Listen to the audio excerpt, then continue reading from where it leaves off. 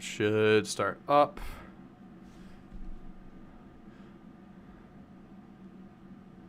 There we go.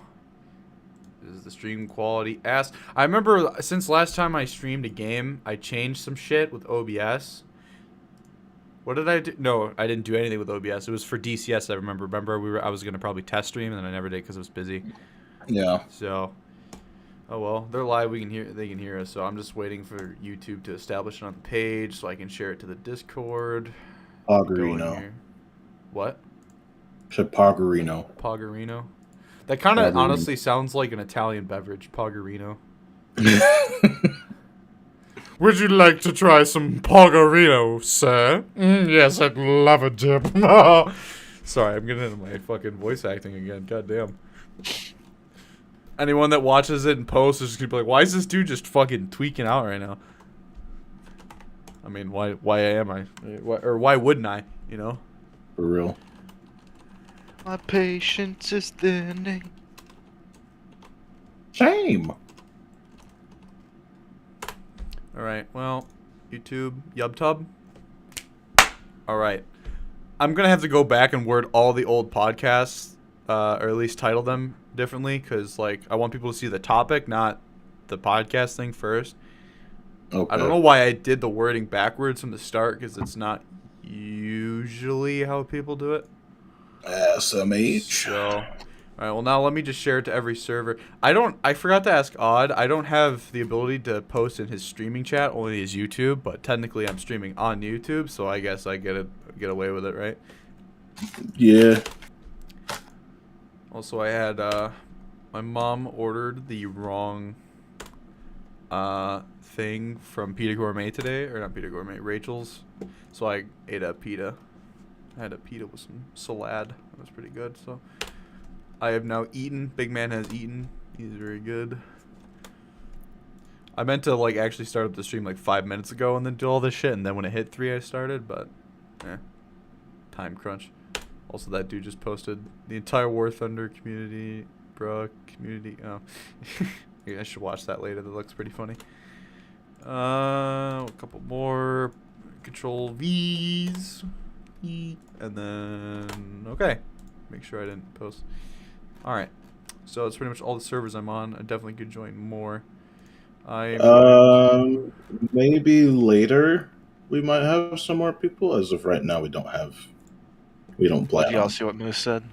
What did he say? That he'd be on 10, 20 minutes? 10, 20 minutes, Moose Wow. will be on. Arrow won't be on because he's doing something. Mm-hmm. I might drag people up later. I've never tried that before, dragging people up, but that usually ends in some stupid hot takes, especially with this fucking community. Pog. So, alright, well, anyways, without further ado, for a couple of people that are watching now, and then again for everyone in post, my name is Steel Wolf. I am the host, of course it is my YouTube channel, of the Salty Platoon podcast, and today with me, unfortunately we didn't get a couple more people I wanted on here today to talk, especially because, you know, A10. Today I have Gomnik, of course, the Gomnik Czar. You might have seen him, especially if you are on what servers are you on, Gomnik? Like PJs, you know, Discord, stuff like that. Andromotos, I'm an admin in John Man's, a couple of other servers. I kind of ghost around a little bit. You Except ghosted for maybe stalking people. channels? Yeah, I basically kind of just stalk around. Yeah, I watch what you post in the Weeb channel. Yeah, honestly, it's pretty fucking disgusting. You need to change that shit. PJ server moment. And also, and today I also have our buddy Hijax, who's one of my mods. So he'll be tagging along today. We were hoping to get our friend Moose along. He'll be here eventually. He'll just eventually he'll join us. And then we wanted, I think, Arrow. Arrow's been on the podcast before, but he's got some stuff to do. So we'll have Moose on in a little bit. So I might skip over the A10 topic for now, because in last stream that I did, the little mini stream before I went to work, I already kind of talked about the A10 a little bit. It was obviously like just me talking. So obviously there wasn't really much of a discussion. It was more with chat and stuff. So for the A10, we're going to leave that until Moose gets here because Moose has the most experience in DCS with the A10C. And I haven't played the A10A in years, but, I'll let Moose talk about it for once and not me. Because as Gomnick said in chat, the one time the A10 on sale is like $7. The A10A at least, not the C. Yeah, the A10A NDCS is on sale for $7. So, Moment. Guys, what a look! value. I got 6 Mavericks. I don't get anything else. It's $60. Oh my God. But, To be fair, that loadout was fairly incomplete on the dev server, that but is true. Also, I'm trying to figure out why my Yeti. I don't use Audacity or nothing, so I haven't really tweaked the audio. I just kind of use it as it is. Sometimes it peaks, and I've noticed on the stream, or even I think sometimes in my videos, it will peak and then cut out the split second of a word that I say. So I see it peaking, even when I am not talking loud enough for it to peak. When I laugh, it doesn't peak sometimes, but other times it hits a certain vowel or something, it freaks out. So. Yeah, I'm just I might mess around with the audio a little bit today. I have no idea. So that is the game plan. I have a couple of other topics today to talk about, of course. I did change the title last minute, so it's kind of a little bit more generalized. But so I wrote down what I wanted to talk about today, which was hard kill APS, of course, the IDF ground tree, stuff like the F-104 ASA. Now that I think it is finally, the first rank 7 for Italy. I didn't look at its rank placement. Yeah, I think it might be rank 7. It might still be rank 6. Someone would have to double check on that one. Italy moment. We're not entirely sure. Yeah, and then Sunny City, which Gomnick, if you could for me, actually, could you try and find a screenshot of the mini map? Yeah. Of that map. I have one for you. Okay. Oh, hijack Just, doesn't. Okay, cool. Oh, fucking! I was put in DC. Yeah, just so I want to be able, I wish I could just add a specific picture without showing my whole computer screen. Let's see. I bet there's an option to do it, but yeah. Gaijin added another shit tier map. There you go. There we go. Yeah, perfect. All right, let me see if I can just save the image as, let's see. See if I can just add it straight up to the background. I want to see this happen. All right. Just on top of this image. Just random image. Browse. Downloads. What? Where did it just say? Huh? Hold on. That's just a random ass picture. Didn't I not just save the picture? I just saved. Hey, Heatseeker, how you doing? Hey, Speed, how's it going? Oh, there we go. Okay. Oh, there we go. Awesome. Okay, I just added that basically to the screen, and I can move it around. So I'll get to that in just a little bit here. Let me also keep chat up so I can see it. So now we have the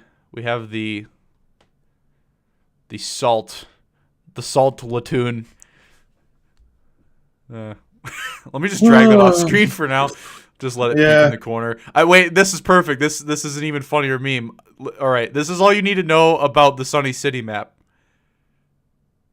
Oh, there we go. Shrink it just a little bit. All you need to know about how this map's gonna play. There you go. That's all you need to know. That's where everyone's gonna spawn. That's where the default spawns are. That's all you need to know.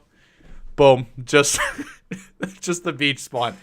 So I'm gonna leave that there as kind of a meme. Well, of course we'll talk about the map in just a little bit, but I'm just gonna leave that there because it's funny to me.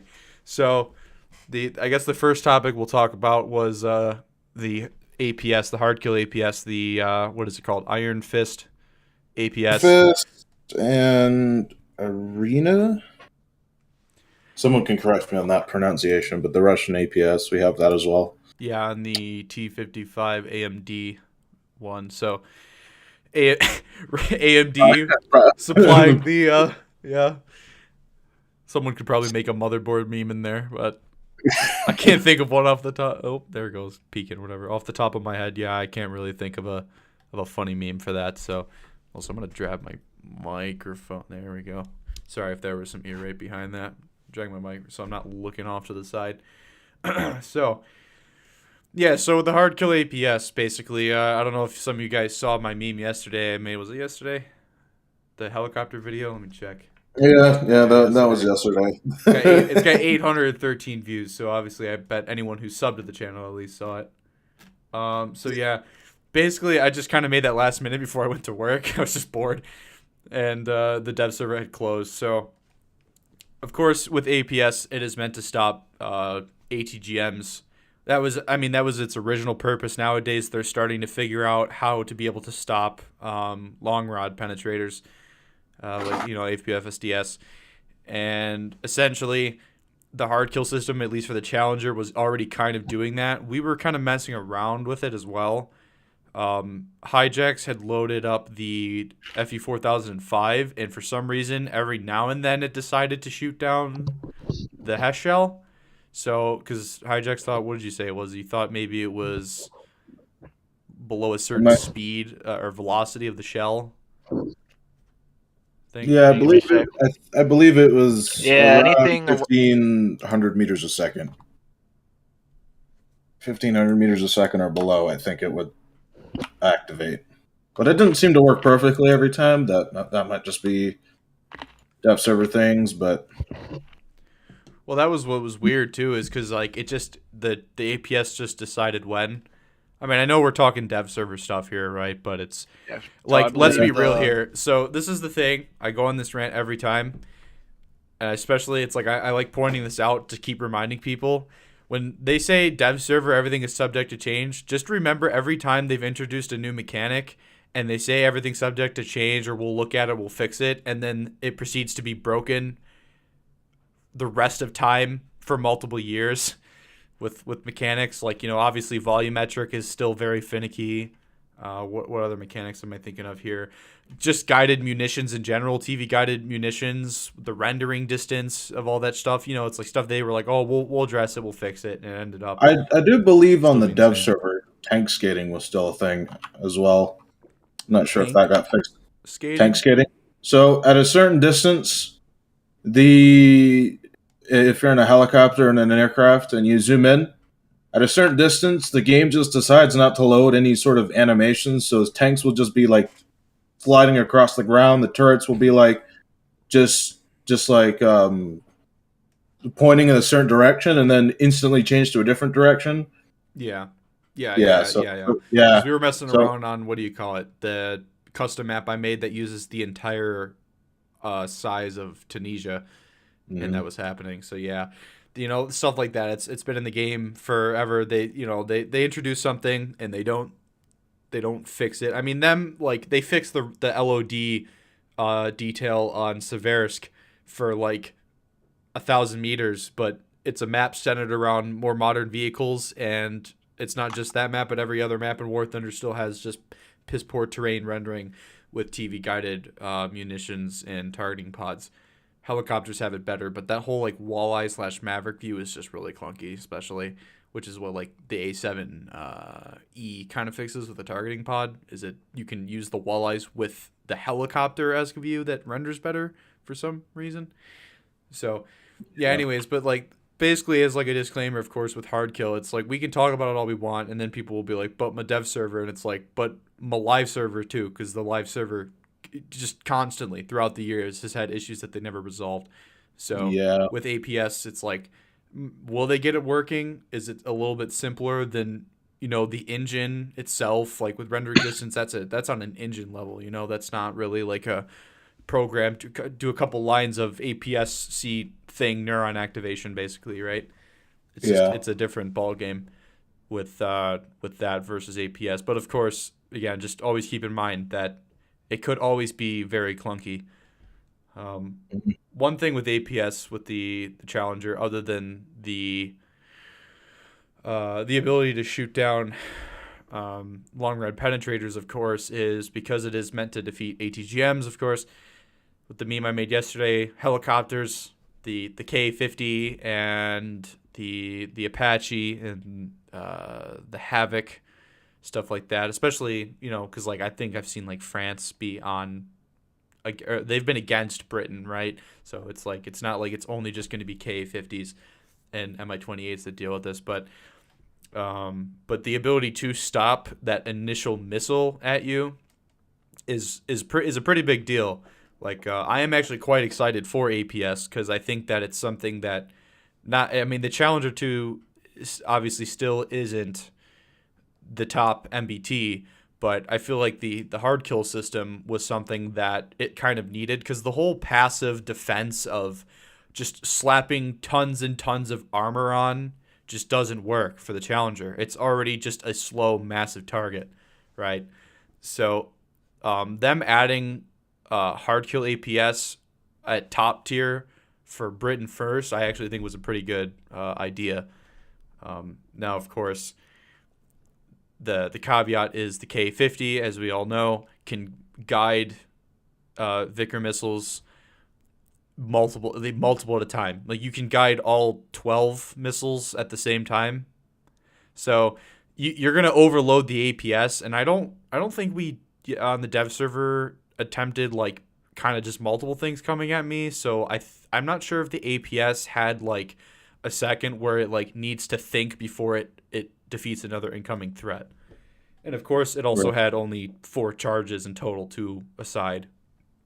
Mm-hmm. And it was also still bound to the hull, but for the ability to have that initial warning, like the laser warning thing, when they added laser warning was cool, but it's in the bottom left of the screen that you barely notice. It doesn't linger. So the laser warning mechanic essentially, just like I was saying earlier, just a minute ago, about them not really tweaking mechanics very often, especially new ones that you think they'd pay more attention to. They just kind of leave it in the corner and you don't know. So the actual ability to see the APS tubes on the turret turn towards the threat, one that's already a directional indicator, because you see where they just turn and the missile obviously exploding as well. So it actually gives you a better ability to react than the laser warning in the bottom left of your screen. And I know people have different UI scales as well, which affects how often you would notice that too. So I sound pessimistic, I guess you could say, or like negative about APS. I'm actually not. I'm more positive that it's coming to the game. It's just that like the application of it is great, but at the same time, the ability for the K-50 and also with Hellfires with the Apaches and stuff, being able to just use multiple at once, it's just going to overload the APS anyways. So for the Challenger and in the future, I'm sure we'll get APS, which has more charges too, in other vehicles. So the Challenger will probably get power creeped in terms of its APS ability pretty quickly here. It's just that at least it has it.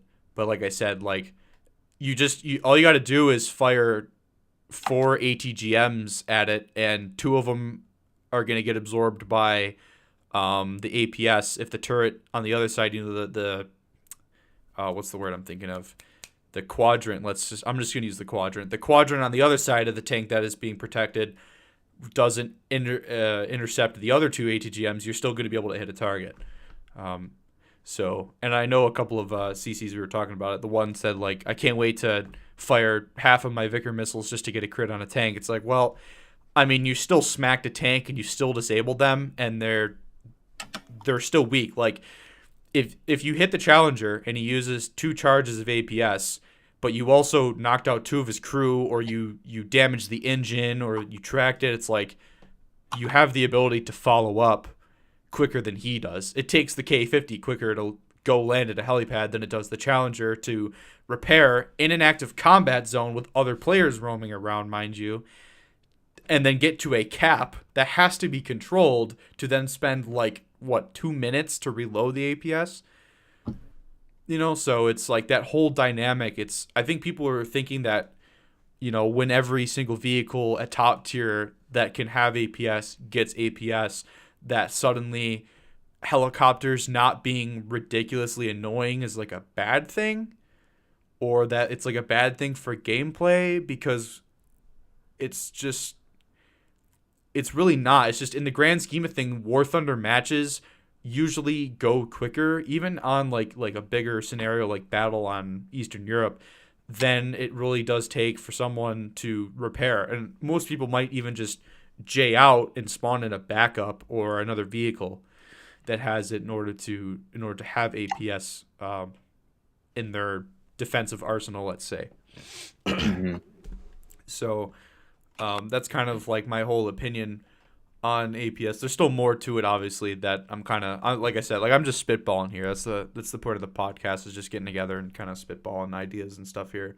But I don't see APS being a problem for a very, very long time, if ever, because there's so many threats at top tier that APS will just go willy-nilly at everything that comes towards it, because that's essentially its job, is to protect the tank as like an active measure. Like it's an active protection system. It's actively protecting the tank versus something like Gomnik, you know the name of it, the Dorchester armor is a passive protection. It's not doing, it's just sitting there on the tank waiting to be destroyed, essentially.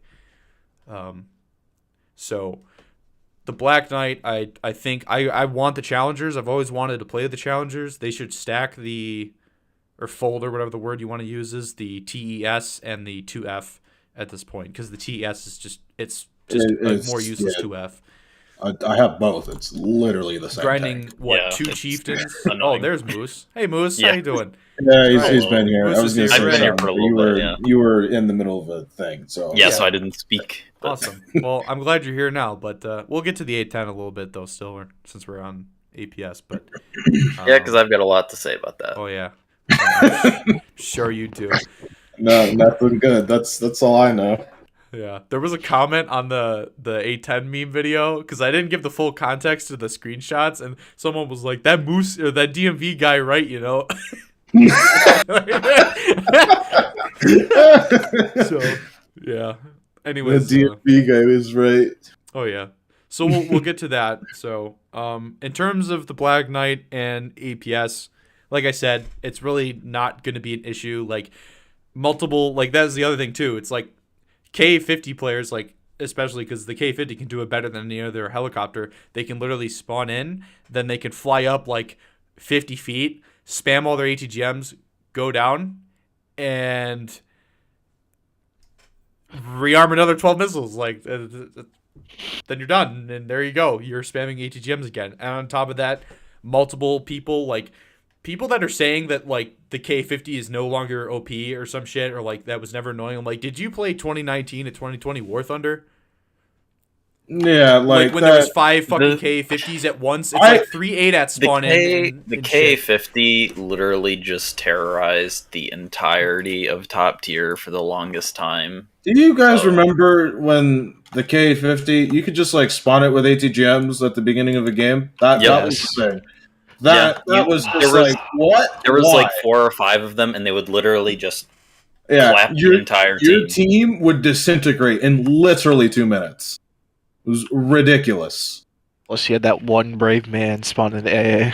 Yeah, unless you had the one guy in his ADATs and he like just started slapping people out of the sky. The K-50s, you know, with the Vicar being go boom, and then the ADATs missile shit going boom. The K-50 essentially had its own active protection. Yeah, for fucking 3 years. Literally. You know, it still does. It still does. Literally, and then another thing is like S13s. I know that they're pretty thick, but like even with like the S5Ks, although they do have a limited range before they explode, you can trigger the APS on tanks with the dumbfire rocket, especially S13s, because they're bigger. They're big projectiles, right? So it'll detect those easier than the little rockets. It will literally use up on that as like a decoy, and then you spam fucking 4 ATGMs and you kill the thing. So. Yeah. And then again, that's just helicopters. Then there's the MiG-27s with Kh-29Ts that can actually be fired at their maximum range now. You know, so it's like there's already too many threats at top tier for APS to be this like overpowered skill removing thing, because it's like I'm sorry, another mini rant here before we move on a little bit, because I want to talk about the Puma and the spikes as well, right? Is people thinking that top tier, every modern mechanic they add removes skill. It's like you're playing the wrong game. All you have to do in War Thunder to do good is be aware. Yeah, be aware of your surroundings, have good situational awareness. That's all you really need.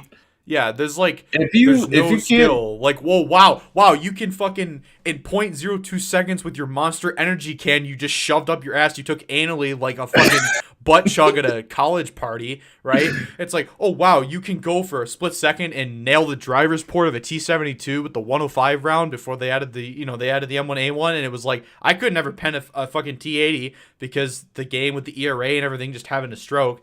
It's just like, oh wow, congratulations, great. It's just like they're not adding handicaps. It's like Modern Warfare has handicaps in it. I just said it's not, but it is. I'm using the wrong word here, basically, but you know what I mean. It's like you're just adding in systems. Gaijin wants to add systems. Even if they don't add them 100%, they want to model stuff in War Thunder as simple but as accurate to real life as possible. Or not. Remember, we talked about this in the last podcast. Believable as possible. Not like historically accurate, as believable as possible. Right.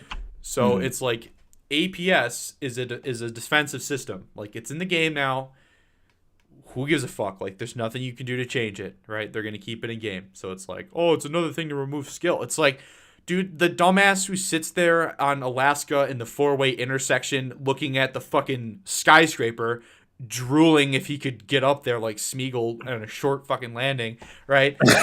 Like, that guy's an idiot. Like, APS isn't going to save him. Oh, wow, it's going to give him a split set. How many times have you guys in War Thunder shot someone like 3 times before they realized that you were like right next to them or behind them? Mm-hmm. You know what I'm saying? It's like it doesn't do anything. Like, if I'm getting hit by a K50, 99% of the time, personally, I know there's a K50 because I see a little black dot fucking 6 miles away from where their helipad is, right? Or you hear them if they're closer. It's like you just need awareness. There's no skill. Yeah. There never was skill at top tier. I never really believed that there even was. It was just who pays attention more. And that's all it is. Maybe the only skill at one point was knowing the range, but it's like using a laser rangefinder. That, yeah, it just automatically adjusts the range for you. Well, even still, it's like you use the laser rangefinder, but there's parts of the map that don't render in properly. Like, I'm sure you guys know in Poland, when the team that has, well, actually, it doesn't matter. The team that goes to the C cap, I think it is, on domination, let's say, just so everyone knows where I'm talking about, over the pond, there's a position there where tanks can line up, hull down, and they are behind a hill, but you see the tank. You see its the entire top half of the vehicle, and you're shooting at them, and it's hitting dirt. So you know what I mean? It's like, it's just, wow, skill. It's skill to know that you're actually hitting fucking dirt, right? It's, big skill, shit like that, or like Dead Inside just said with with awareness and stuff. He's like, I think people just blast weed music and can't hear shit.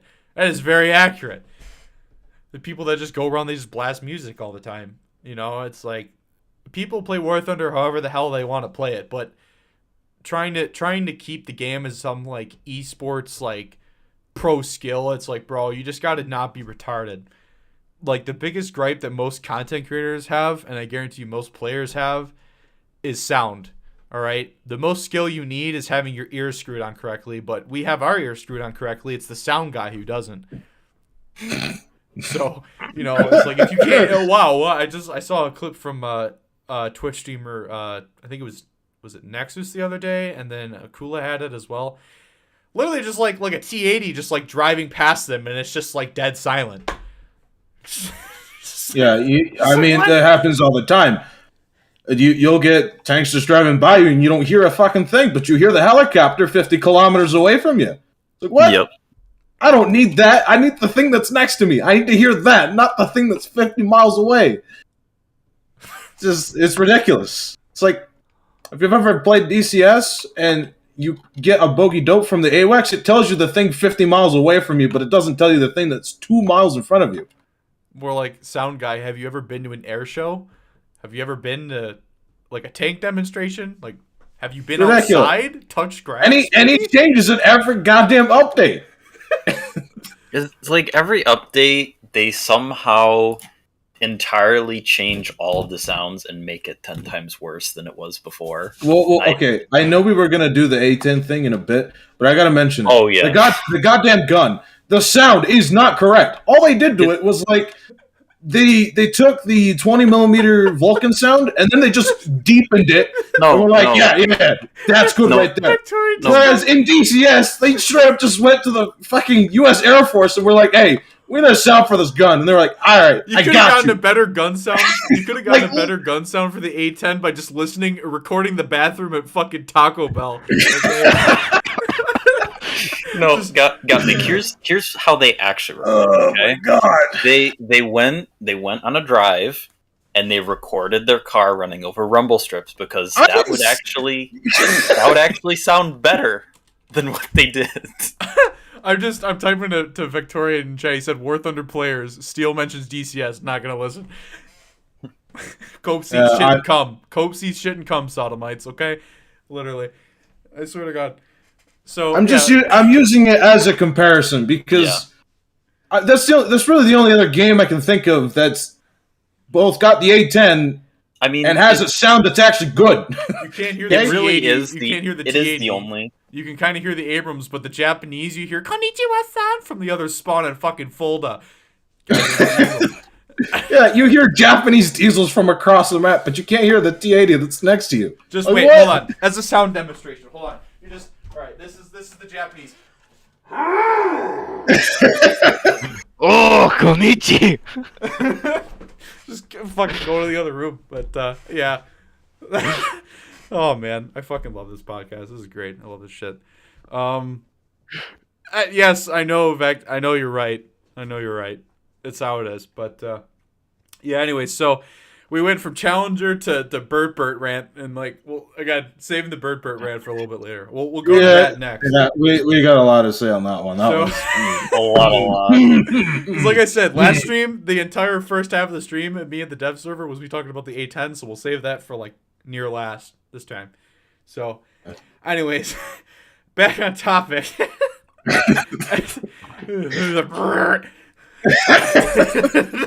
Fucking topic. Oh my god, dude!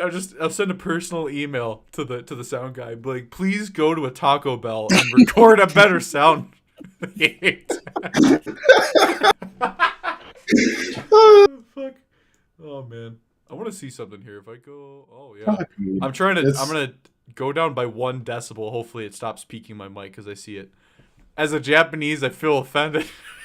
That's just unfortunate. Sounds like a skill issue. Moving on. You're Japanese and you're playing the Japanese tree. Gaijin already doesn't care about you as much as they don't care about giving Italy a fucking rank 7. So that was another segue. But yeah. So anyways, I want to talk about the Puma now. Jesus. Okay. Oh, the Puma. Oh, boy. All right. Oh, no. Because we're still technically on the hard kill topic. All right. Why the fuck they added hard kill, but then didn't add the Puma at like 10.7 or 11.0 and then give it the spike missile is beyond me. I understand that everything else would basically get its ass kicked. No, like I understand. I don't know how much quieter that got me, by the way. It's only by a decimal, just out there. Yeah. So anyways, I don't know how much quieter I am, but it's like, I know that it would wreck everything else, but like the Eurocopter Tiger got PARS missiles that functioned as IR missiles. I think it was like a couple of patches after they added them, so they didn't just behave like normal missiles. But it's like the PARS have already been in game for forever, and the PARS got nerfed to shit, so they're kind of goofy. They don't do weird shit anymore. They still work. It's just you have to make sure. It's still a fire and forget missile. It's just it's still an IR guided missile that has literally no counter except going behind a fucking object, basically. I don't know. Or if people had a fucking brain, lock the missile and shoot it down. Hold on, real quick. Someone's asking The map on the left, are those spawns? Yes, that is in fact spawns. And We'll when you get to that in a spawn, second. you can see the enemy. I've been kind of looking at chat and saw them talking about the Mi-28. How far up is that? That's I pretty know, far. I see it. The map on the left are these spawns. Yeah, Yeah, yeah. those are spawns. We'll trust get me, to it. We'll get to that. Well, This is Tel Aviv on crack. Okay, so we'll leave that back over there. So yeah. So anyways, so I am surprised that they didn't add the spikes and instead they put the Puma at 8.3.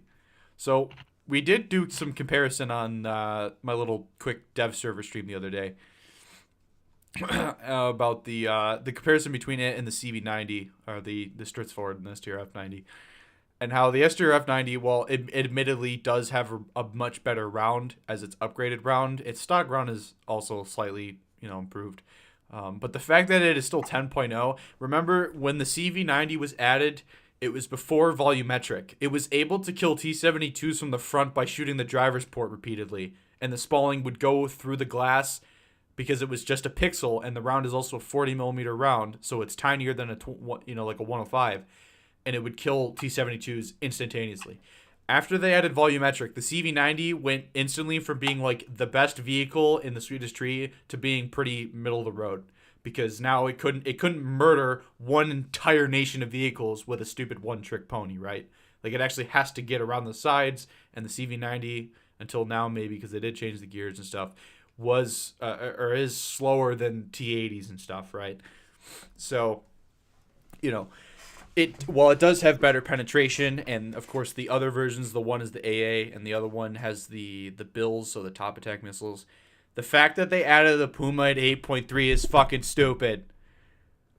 What, did they not learn anything from the Type 87? I mean, clearly not, because okay, we'll go back to it.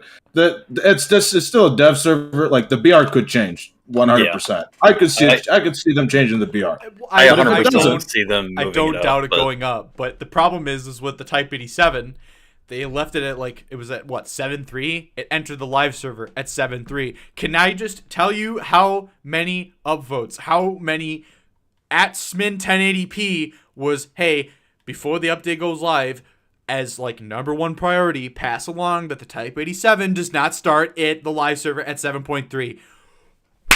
What they do, they didn't fucking listen. I don't know if I think SMIN passed it, but they don't listen in time. They don't do it unless someone at Gaijin actively has the right synapse fire in their brain. They won't change it. Okay. So unless they rub their two brain cells together, it's not going to happen. They waited for them to get the data to confirm, it's going to be fucking broken at 7.3. But it was on the dev server at 7.3. So what was the fucking point? As Aditya pointed out in chat, the PT-7657 dropped at 7.3, and you guys had months to grind it?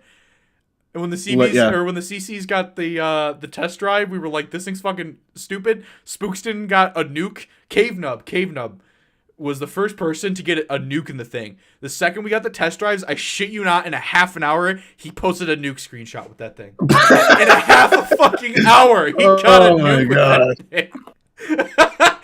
Oh man, I would go back if I could, but that's a couple of months back, obviously. So it's so whack when they do it. It's like they're suggested, hey, maybe this shouldn't be at this BR. They're like, okay, and then just ignore your opinion and be like, we'll just wait for the data to come in. And then when it comes in, it's like, oh, wow, incredible. It's OP? Who could have fucking guessed? It's OP, it's a real BR? Wow, who could have guessed? Holy shit, it's only we haven't been saying it for months? Wow! Oh my god! Do it, Gobnik. Look away from your mic and scream, wow, it's incredible. Do it. Oh, that's incredible! There we go. What? Oh my god! There's a reason why I called this the salty platoon. Remember that. Oh my! It's and the best part thing is too. I will give them credit. The Type 87 isn't the most well armored thing out there, and the wheels make it kind of janky. The Puma has 500 millimeters of kinetic protection on the side. That might be a dev server bug, if I'm being honest. No, it has ERA, and then under it has other shit that a pleek and stuff like that. Yeah, it's a composite side.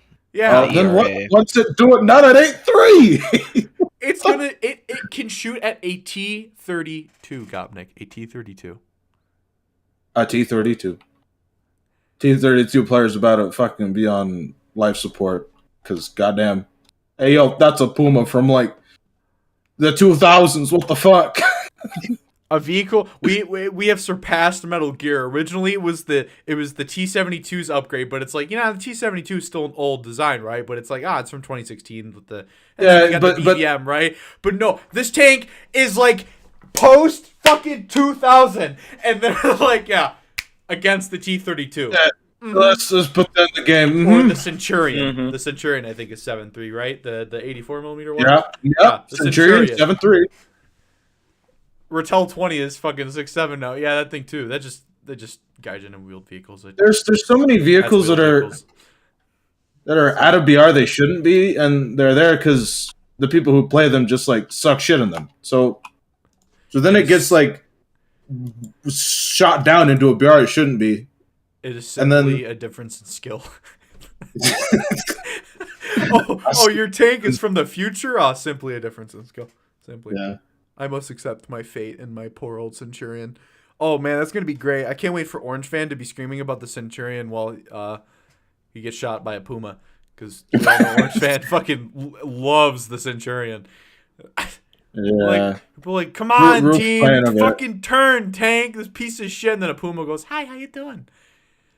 All right. Hey, yo, nice gun. Puts 3 shots into it, fucking kills it instantly. Nice, man. Literally. Yo, if the That's a Puma, nice if it- cannon barrel you have there. Would be a shame if something were to happen to it. Yo, if you've got a Puma at 8.3, why can't the Dardo go to 8.3? Like SMH, just remove the ATGMs, 8.3 material right there. The T-32 E1 is so rare at this point that I'm sure if a group of people came together and did what those dudes did with the Italian Sabre, it would go up to 8.0 in no time. Oh, definitely. Yep.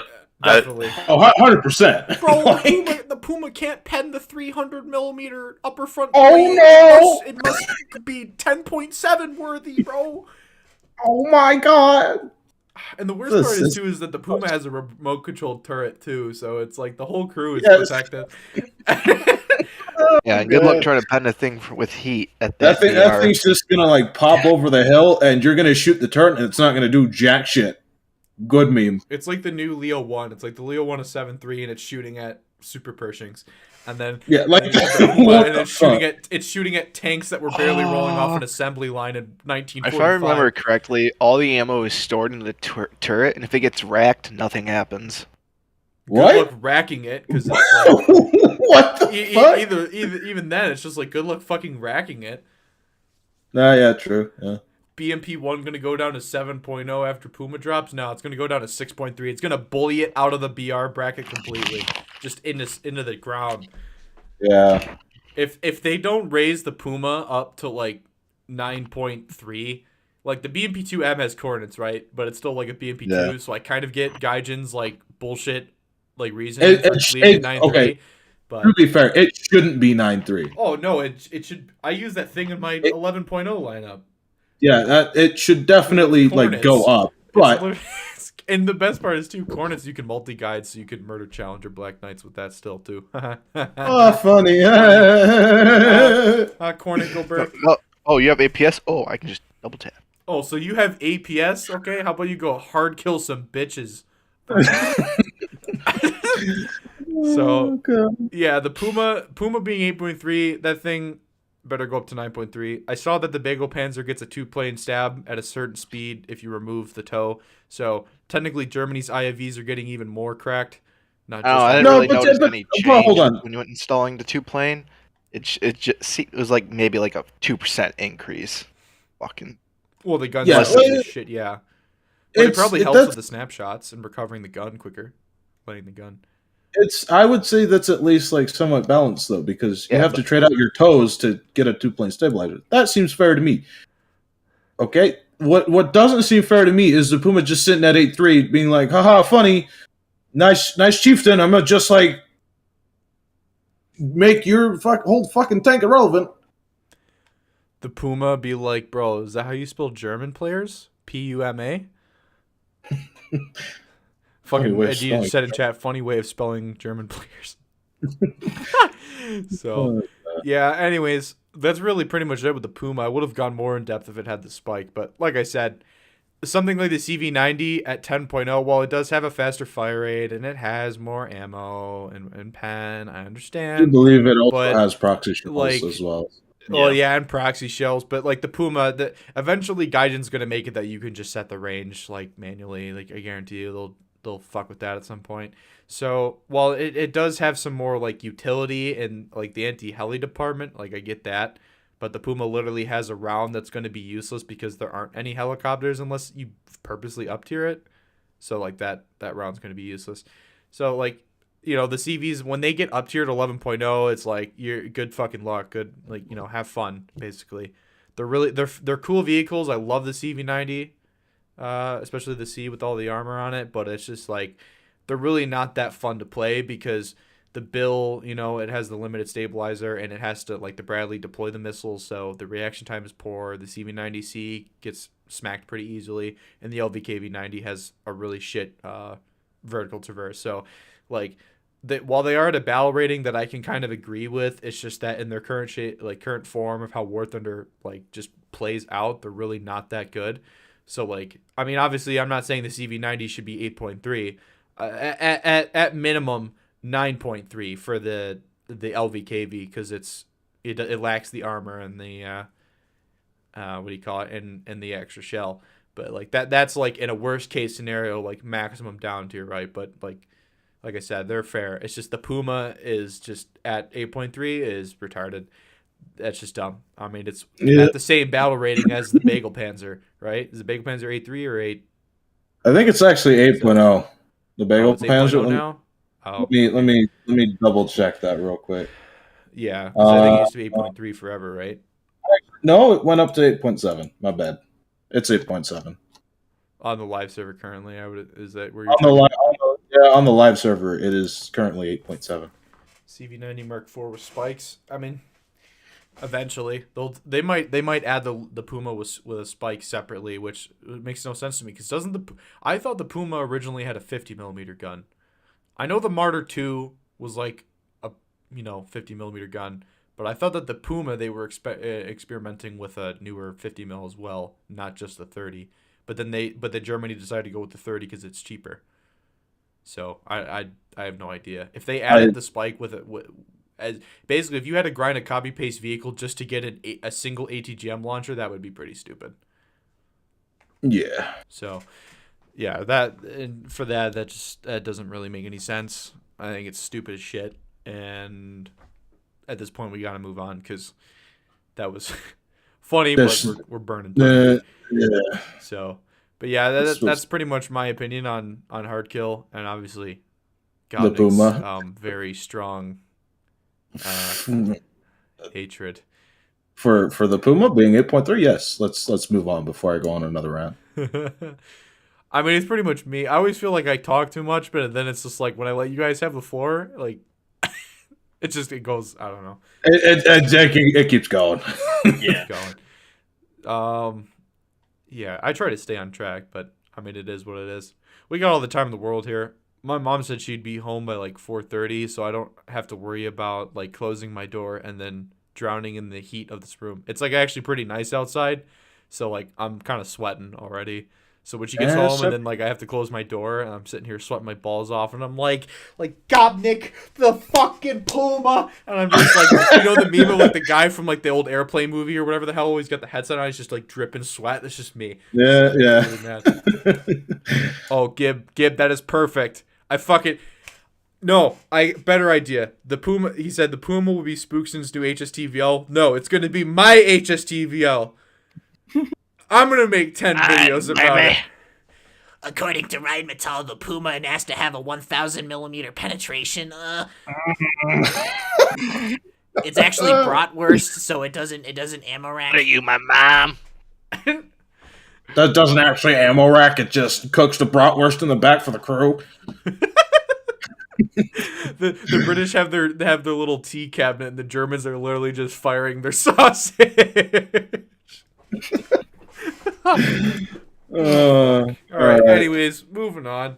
what was the next thing? So, the Israeli ground tree and the Sunny City map, which we have here, we have a screenshot of. So. Well, we'll wait for this overlaying Sunny it City. over the- Just lay it over. We'll talk about it in a second. So- I want to get the Israeli ground tree first. What's the meme from movies? What they do? Zoom and enhance. All right. Zoom in hand. What's that? The bigger meme from? The guy keeps saying bigger. All right. It's just like Bigger. Yeah, Bigger. bigger. bigger. Bigger. So we'll we'll leave that right there. We'll shrink it down a little bit. So yeah, with the Israeli ground tree, we didn't get all of it in the first episode. We were if missing any of you have vehicles. seen, yeah, I don't know if We're any of you have seen missing- it, but there were a couple of vehicles like people were able to see them on that like little tractor in the hangar. Dominic, you've probably seen all of them. So the Galbatage, and I apologies to any Israelis in the chat if I pronounced that wrong, but Cope. we Got a just- better language. We got to bring Averik along because Averik is Israeli. Yes. Very- He would Very be good close. to have on here for that section. But I don't know. yeah, there was the Galbatage. The couple of the shot cows were not featured. There's a way to get those vehicles.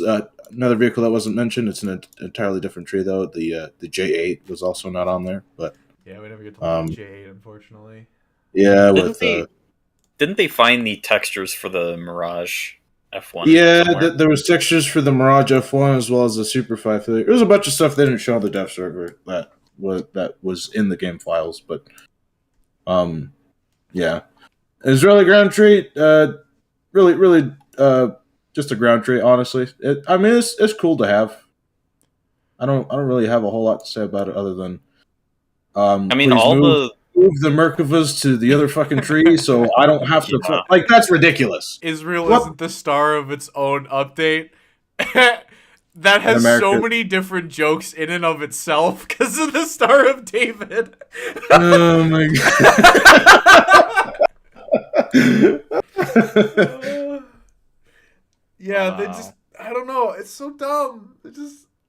They could have done the A10 at any time, but the fact that they were like Israel, and then they were like, oh fuck, the Israeli tree is probably not going to sell as good as we thought. So, because we already charged people for, what did we do the math? $300. Let me so you can hear it clearly. $300 worth of premiums that you could potentially already have owned. Not to mention any money you'd spent on the event ones. I mean, like, Well, actually, no. I factored in the event ones. I'm talking about the Mark III specifically because that was the hot selling one. The first Mark One, or the first Merkava that was in the game, the Mark One. A lot of people ground out. The Mark III was a lot harder. So, yeah. So they just decided to add the A10 instead to milk money. I mean, for the average person, there's like not much reason to grind up the Israeli tree other than to say you ground up the Israeli tree.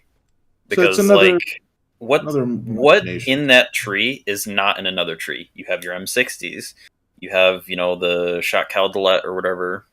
Actually, speaking of which, that one's gonna get removed. All the Israeli tree premiums are getting removed. Yeah, all the Israeli tree premiums are getting removed. So like buy Apache, that was only around for like a year or something, and now Apache, the Shotcal, the Magok, all of those premiums. I mean, Valtor, yeah, that was so- cool.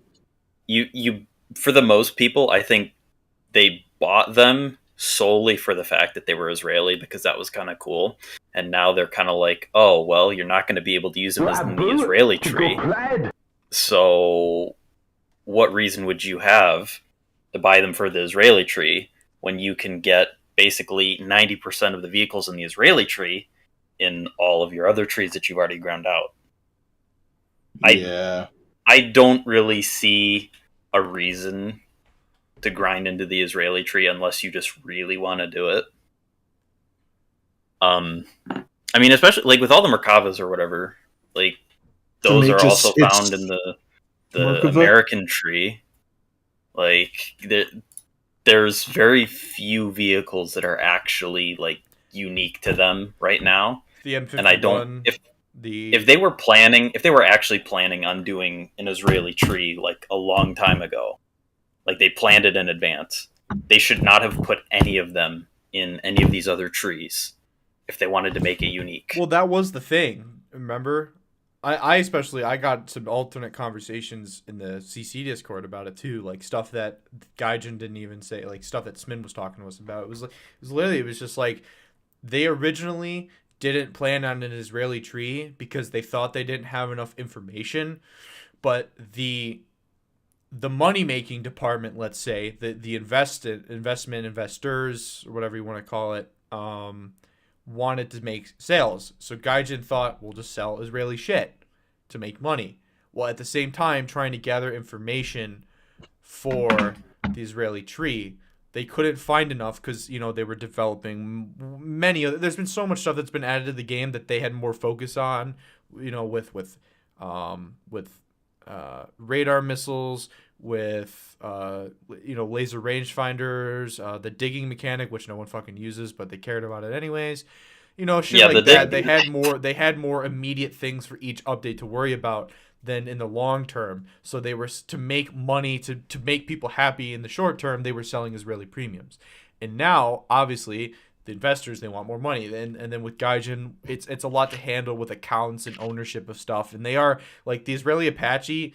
The only difference between that one and then one that was in the American tree is literally just the color scheme.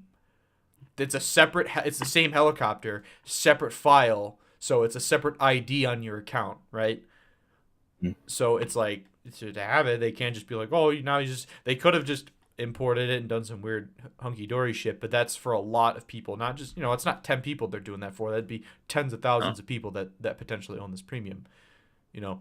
So them not thinking about that in the long term is the reason why we have to essentially rebuy about what, $150 worth of premiums. I'm trying to think.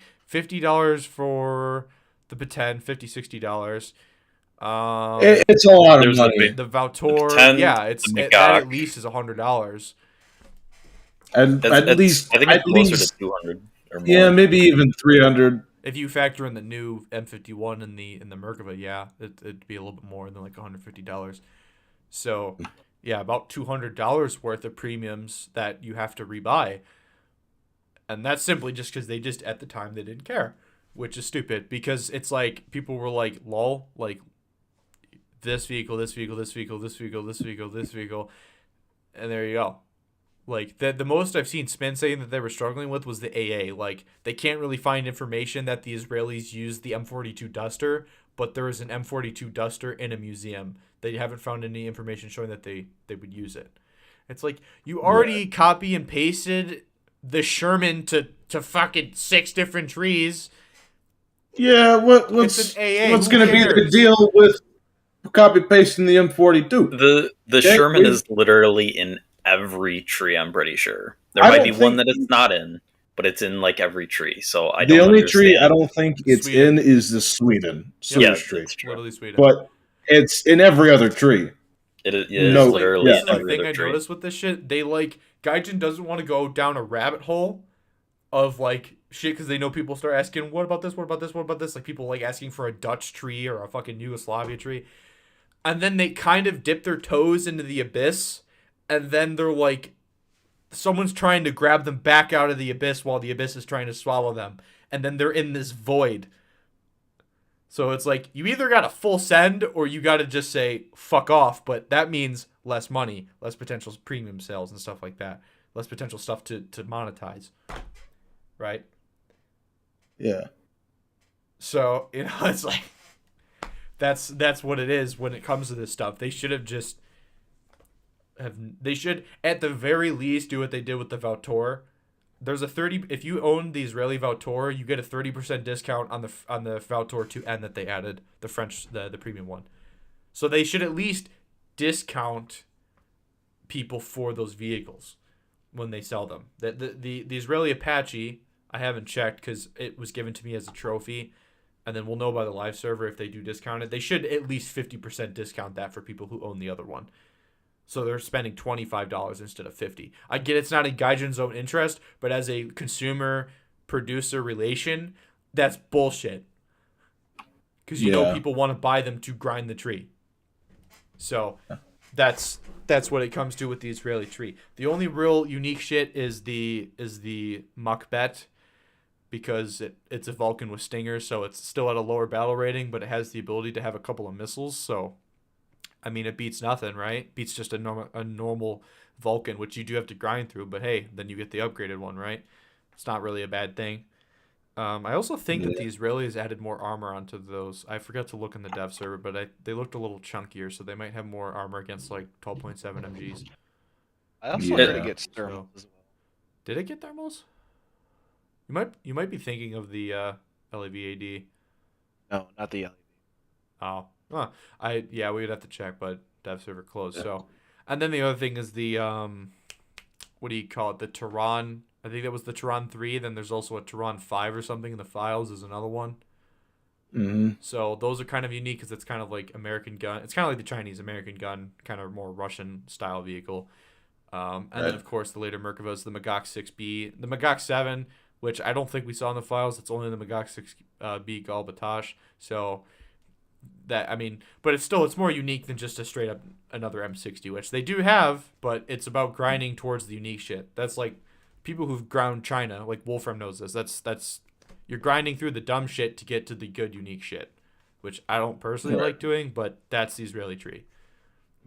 Another thing was I asked Min about the TCM20. I had forgotten the name, and then I realized that him and Mystic were talking about it. Another streamer, they were talking about it in a different chat, but they're trying to find a little bit of information on that, and they kind of they know that they can put it in, but they don't know where to put it because they don't want to put a vehicle that they probably think is more like 3.7-ish in like tier 4. And I'm like, honestly, you just gotta bite the bullet. Like, it might open up another can of worms, but who gives a shit? It's like they need it. They start off with a fucking Super Sherman, basically. It's like you might as well just artificially give it a higher battle rating of like maybe 4.7 and then just stick it at tier 4, because why not? They have things with tier 5 battle ratings at tier 4 and shit like that. Yeah. So it's really not that big of a deal, but they do lack the AA, and I think the TCM20 would be interesting. And for those of you that don't know what the TCM20 is, it's essentially the M16 half-track chassis, but it has two 20 millimeters instead of 4 50 cals. So for AA wise, that's what it'd be. And then of course, you know, hopefully at some point the Merkava 4 we'll see in the tree. So the Israeli ground tree is looking cool. The initial grind through is going to be kind of boring. It's kind of the same thing with the air tree. You're grinding through some meh shit, some copy paste, but it gets better at the end. And the fact that they're not starting at tier 1 is what I like. This game at this point, it's like when people are asking for World War II shit, it's like, okay, so they're going to add something from 1939 or 1940 that's going to cost 4,000 RP. I can go literally jerk off in the corner with a tier 1 and research it in 5 minutes and then play it twice and never play it again.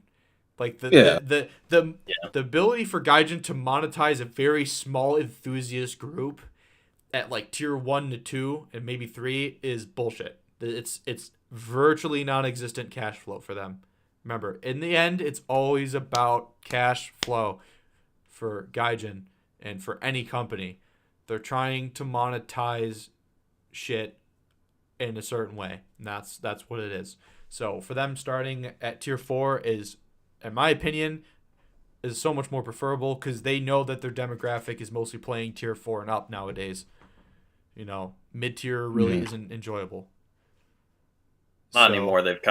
It's been in the game for forever, and gameplay has not changed in the slightest since they released them. So I don't know why you would want to continue playing that BR or whatever.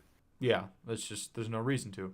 So with the Israeli tree, that's all I can say. I don't know if we're pretty much all in agreement here. I don't really know if you have anything else to add.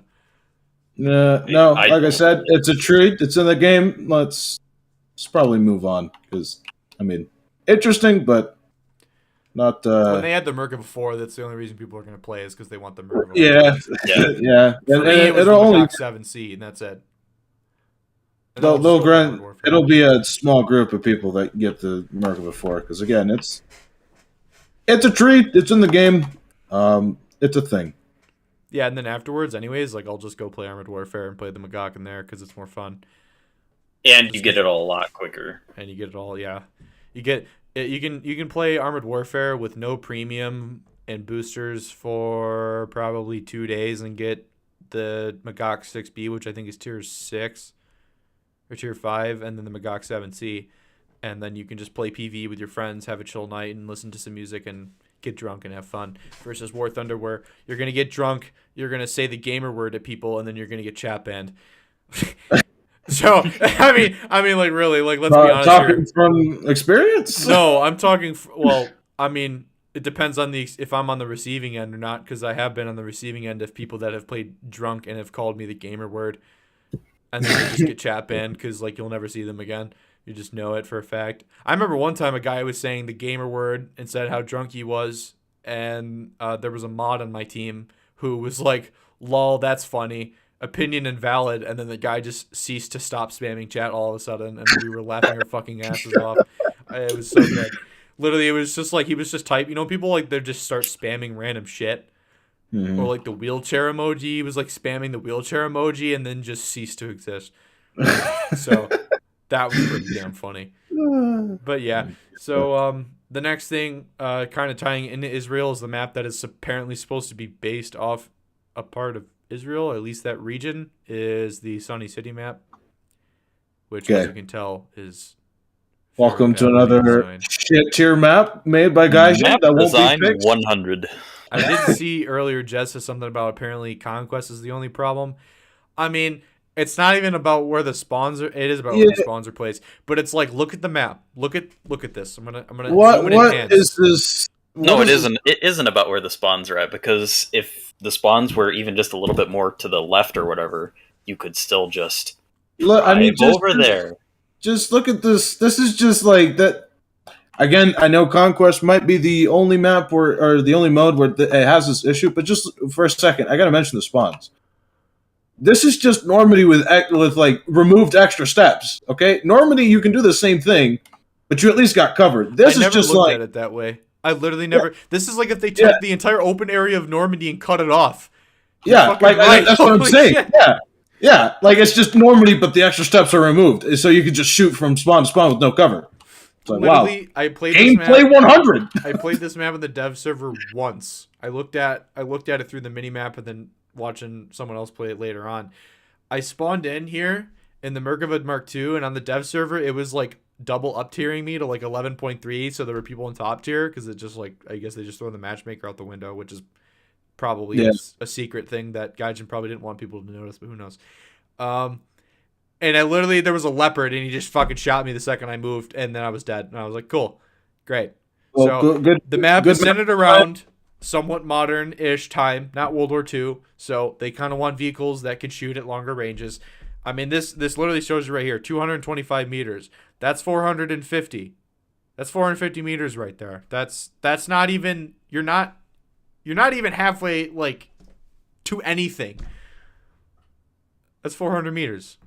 It's a shit tier map, and you know it just doesn't fit modern tanks. It would be as if they took cargo port. I remember when I saw this originally. At first, I thought this is just cargo port 2.0. I mean, literally, imagine cargo port where there's the highway, and then the spawn was on the other side of the highway where people try to cross. So everyone just spawned there, and then they shot down the highway, right? Yeah. So, why? Well, the thing is, we need more open maps in this game, but they continue to keep adding city maps for whatever reason. Especially for like MBT combat. Like what? Who the fuck is sending an MBT into close quarters combat? Like what the fuck is this? Well, I know there's people who disagree with me on long range maps or more open maps because they don't want to, because they like playing the objective, or like the way that it works is like it takes too long to drive. I'm like, well, you can make them work. There's people that don't like the pacing of like Eastern Europe on battle because it's really campy. I'm like, that's like what people are trying to go for that aren't playing this game for. I mean, I'm throwing shade here, but I know that when you're on Twitch, you want it to be entertaining so people keep watching. I understand that it's like a personal vested interest to maintain your channel, but in terms of actual gameplay experience, if you completely remove the whole I gotta have this for Twitch so people can keep fucking watching me kind of mindset, I mean, It's really not that bad. Like, I want to play on Eastern Europe on battle mode. I want to slug out at long range to really show who has patience more, who has the more accurate eye and the better reflexes and awareness. Not just haha funny. I spawn here and then I go all the way down to the fucking enemy spawn and I sit there for 20 minutes and then maybe I J out and then I spawn in a cast plane. It's so boring. The whole rush to spawn and then kind of do whatever after that because you're bored is just old. Well, yeah, and also part of the problem with like Cass or whatever, and people are like really oh, this guy knows exactly where I'm at with Cass, right? Like you just respawn again, and it's like, okay, well, if you memorize where the spawns are, and it's a tiny map, he knows exactly where you're gonna be when he kills you, and he can just do it again. When has someone ever not spawned in an aircraft on Advance of the Rhine and got, oh, I'm gonna go check the YOLO route on the right side of the map? Like at least on maps like Fulda, it's large enough to where the cast planes actually have to look for you, like, or at least look for a target. Because like on Normandy or something where it's like a really small map, you can just find a target like that, and then boom, you kill him. Like it's not that hard. I mean, if you start adding like the larger maps, the cast planes are going to have a harder time trying to find someone. At least they're going to have a larger range to search. I don't. I'm not opposed to small maps, but also I mean, like but the problem is that's all they're adding. They're only adding small urban maps. There is no variety. I want a map that gives me options, that gives me the long range, the medium range, and the short range, because everyone likes to play the game differently. This is cargo port, but with sand instead of concrete and grass.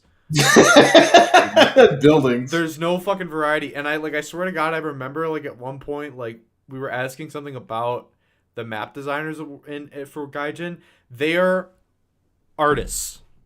They're not game designers. They're fucking artists. Like, go play City Skylines and design a city and have a YouTube channel if that's what you want them to do, is make nice looking shit, right?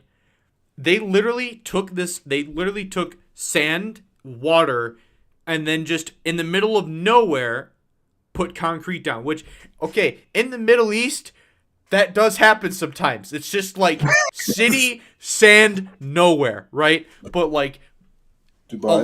A lot of ancient cities, a lot of cities that have been around for thousands of years are centered around water. The map has a shore. That's abandoned. See, this map is cargo port in the middle. I'm pointing with my actual hand, not my mouse, which I'm on stream. But just take your hand over the screen right now, whatever you're watching on, and put it over the map. In the center, over the A cap, that's cargo port. Where the water is, that's abandoned factory. On the left side, that's like a little bit of spaceport. Spaceport, yeah. That's all that is. Spaceport is more unique of a fucking map, except it has the whole spawn camp in the unfinished parking garage building. That's it.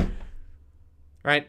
This map is 3 different map in one, and it's not gameplay. This is just like, well, it's in like the worst possible way too. It doesn't look very interesting to me, other than visually. Like, I don't know. Really good looking map. Did you see the bridge on it, by the way? Did you see the bridge? It's like a 50-degree incline.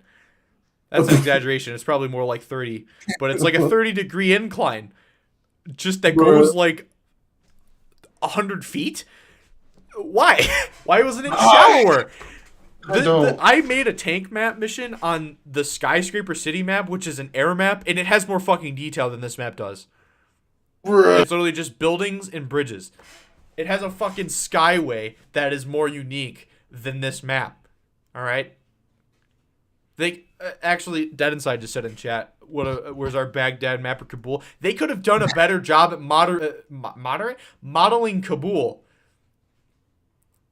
than this shit. This is just like random. Like, I know they like try to base areas on locations because they used to. It was like Berlin was a problem because it was asymmetric. Berlin, in a way, at certain tiers has better gameplay than them making like these kind of reminiscent of real life areas. Like they might as well have just modeled like Tel Aviv or Kabul or just anything in the Middle East that's real rather than making their own.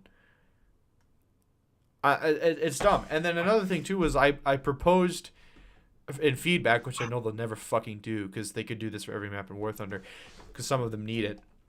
They need to take, so we're on this map, the blue side spawns need to be rotated 90 degrees to the right. So the one that you see in A7 goes down to G7.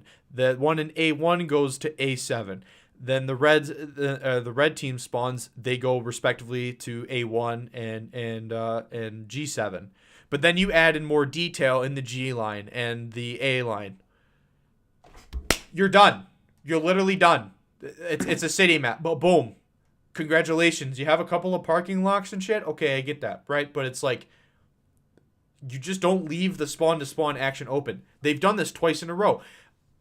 Errol C or Rawl C, whatever it is literally the same shit. They made a map, then they went, "Oh, we have to make this for a combat game," and then they slapped spawns down. They've done this twice in a row on maps that really aren't that big. Errol C is like a little bit bigger than it looks at times, but at modern combat, it's like not even like a 2-second travel time for dart rounds from spawn to spawn. Like they two maps in a fucking row. They've basically just made something in the center and then plop spawns down in the corners. You don't have to do that. Even in this current configuration, all they need to do is put the spawns at A2, A6, G2, and G6. You know, and the thing I don't understand is, it's Red Desert was a great map, and then they don't like go back and try and make something similar to Red Desert. That's a good map. I like playing on that map. It plays nice. Well, It gives me everything I want. But then I go to play this fucking shit, and it's like, what the fuck? You guys went backwards. This is not what I wanted. Like, what is this? Well, the problem is with Red Desert is like I never see it at top tier whenever I play. That like, too. I'll see it at like 7.7 all the time, and then like when I go to play top tier where I actually want the map, I never see it.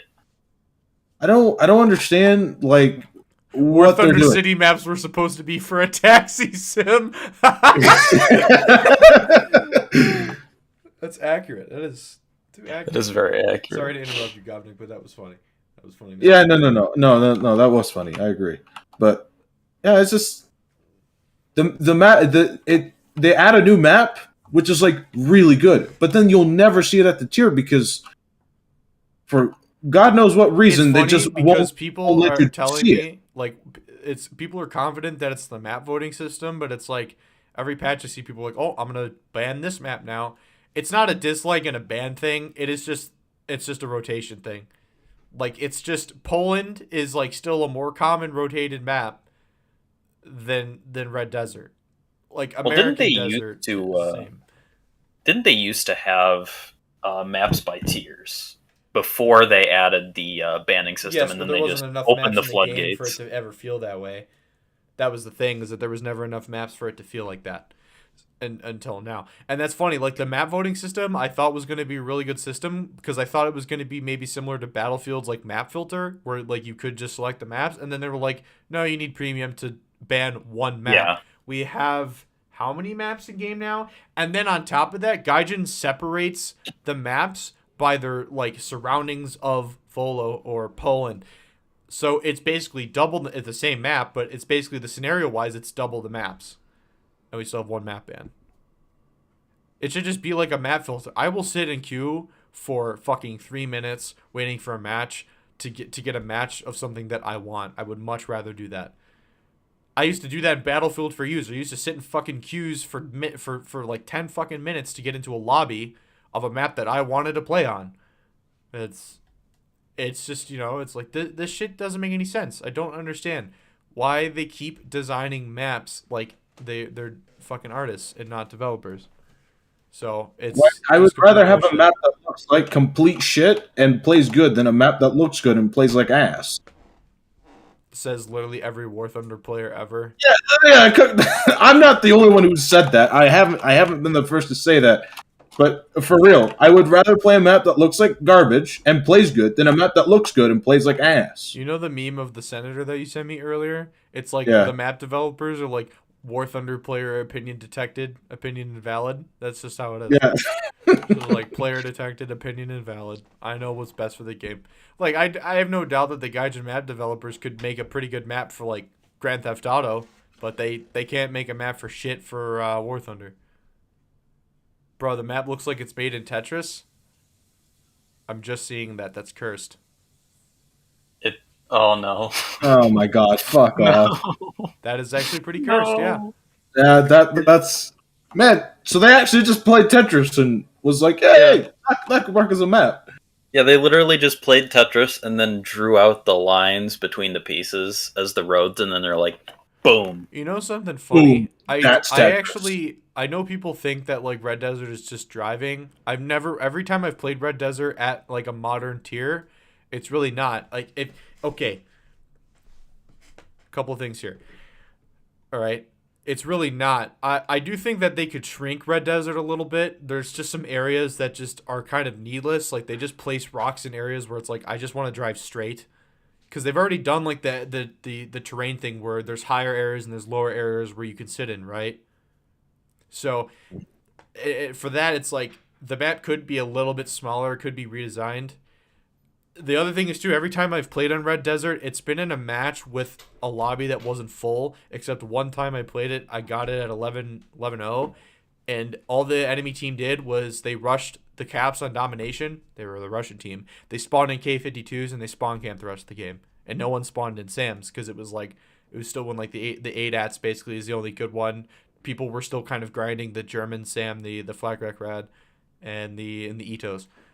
So it just like it devolved into a shit show, which is why like at some point it's like with APS and stuff, it's like a map like Red Desert will work out pretty good. It's just if there aren't people going all over the map, then the map feels too big. But that's part of the problem with domination is that it forces people to play going in straight lines towards cap zones instead of playing battle, kind of picking a spot and kind of having a battle of attrition. Because in battle mode, people know that if they go out in the middle of the open, they're gonna die. So it's like people aren't they're more reluctant to just go YOLO to the enemy's spawn because the enemy is also going to block you from going to said spawn. And then maybe if you do break through, you flank around and shit like that. Domination is the worst mode for Red Desert. So domination mode is the worst mode for any of the bigger maps in War Thunder because Gaijin also doesn't really know how to place cap zones in areas that make sense. It's like 3 caps lined up, 2 spawns on each team, go. They do that every time. It's like you need areas that are like what map am I thinking of? Wasn't there a map in War Thunder at one point that had spawns that were in different locations? They weren't just all in the same straight line. I might be thinking of Carpathians back when they had like the D point, when the D point would show up. Shit like that. But like when the camps aren't all lined up in the same grid line, it's actually like pretty good. It's like you got to force people to maneuver around the map in ways other than just like on Alaska, ride the map border on the right side past the throughway that goes into the flat area outside the map. That's the problem. It's like they keep designing maps for people to just run up the sideline and do fucking nothing. Yeah. So. All right. Yeah, shit term map. We should probably move on to other matters. I just that we got to have the discussion there. Like, there's nothing. Right. Yeah. There's nothing else. There's nothing else too. You still got to talk about shit like that. It's just if they do this map again, it's just like you might as well just uninstall the game and then just go play fucking Minecraft because like the tutorial world on Xbox Minecraft, if you ever remember that world, had more variety every update than a War Thunder map. Yeah. The Minecraft map generation would probably produce better maps for War Thunder gameplay. Or maps that like just play better. Because this plays like ass. This doesn't play good. You're going to have like 90% of the team on those right two spawns and just shoot at each other and see wonder- who can spawn camp each other the most. I wonder how much a like a random map generate, like an algorithm, if Gaijin could ever make one, how well that would work. Set up some parameters and then just tell it to go and then see what it would come up with. What game am I thinking of that has that? Isn't there a Milsim game that is in development or already exists that had something like that? Where just not like randomly a mission was generated a generated, map? but the map was generated. Yeah. I know there was a game that was gonna do that. I swear there's something that I was thinking of that did something similar or was planning to, but yeah, it's not. Yeah, I don't know. I'm trying to think what that was. Something, but either way, there's no point in harping on that. It's just like there needs to be some randomness to it, and it just seems like Gaijin makes a formula. Like for instance, on Vietnam, the terrain between all three cabs is vastly different, but you notice how like they all line up. If you know what I'm describing, Gop, you see what I'm getting at? Yeah. So Yeah. Also, I'm not reading my Discord. Fuck you, Creamy. I'm not reading my Discord. Don't read shit. Fucking pinging me and shit. Creamy baby Bruh. troll. Anyway, so yeah, that's enough of the map. We're gonna leave it back to its residing as the War Thunder version of the Gaza Strip, right there on the side. Of the street.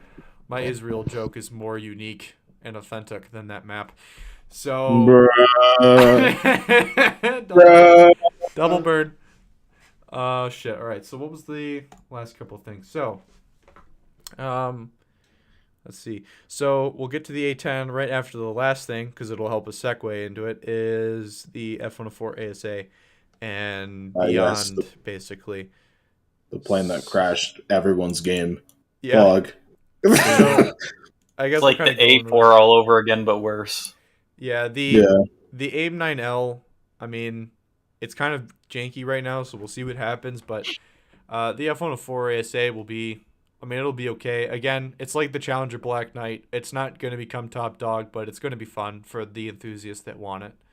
So, AIM-9Ls are AIM-9Ls. I mean, we finally have them on the plane, I think. So the ASA is going to be the first one. The J8C as well is going to have all aspect Fox 2s. So now Russia isn't the only nation in the game with all aspect Fox 2s. And I don't know if they're going to add RB74s to the Vigan yet. I doubt it. And what else? I mean, pretty much there are a lot of things in this game now. I remember seeing like someone showed me the forums, like the threads was like, "Why F4J Kai no AIM-9L, the AIM-9M, F4F AIM-9L." And it's like, yes, Gaijin knows they are capable of carrying those missiles. Very nice. Creamy literally still shitposting Russia memes. Very cool, Creamy. Didn't ask. Creamy, how about you go invade some bitches? Yeah. All right. Oh my god. Creamy's about as successful as a tank convoy in Ukraine right now. Oof. Hey, Creamy, you know what I can do to watch this, dude? Steals a beta Wow. mail and should get redeveloped as an alpha test mode. Oh, Chicken Farmer's here. I haven't seen you in a while, bud. How's it going? I think that is a map domination of Eastern Europe and Sim. What? Oh, That is a the map. Pepe. Oh, okay, I see what you mean by that. Yeah. All right. F104 ASA, it's a plane. It's a plane. They had AIM-9Ls to literally everything Well, at this point. they could, but it's they don't want to. It's got a better radar, and the aspect missiles on the check dev if it has server were milestone. basically AIM-9Es. Like, they didn't, like, straight up just AIM-9Es. They didn't change anything from them. So we'll have to see how it is on the live server, but as of right now, they're basically AIM-9Es that haven't gotten changed. So, I mean, they might have one more dev server before the yeah, patch actually goes live, so they might change them then too.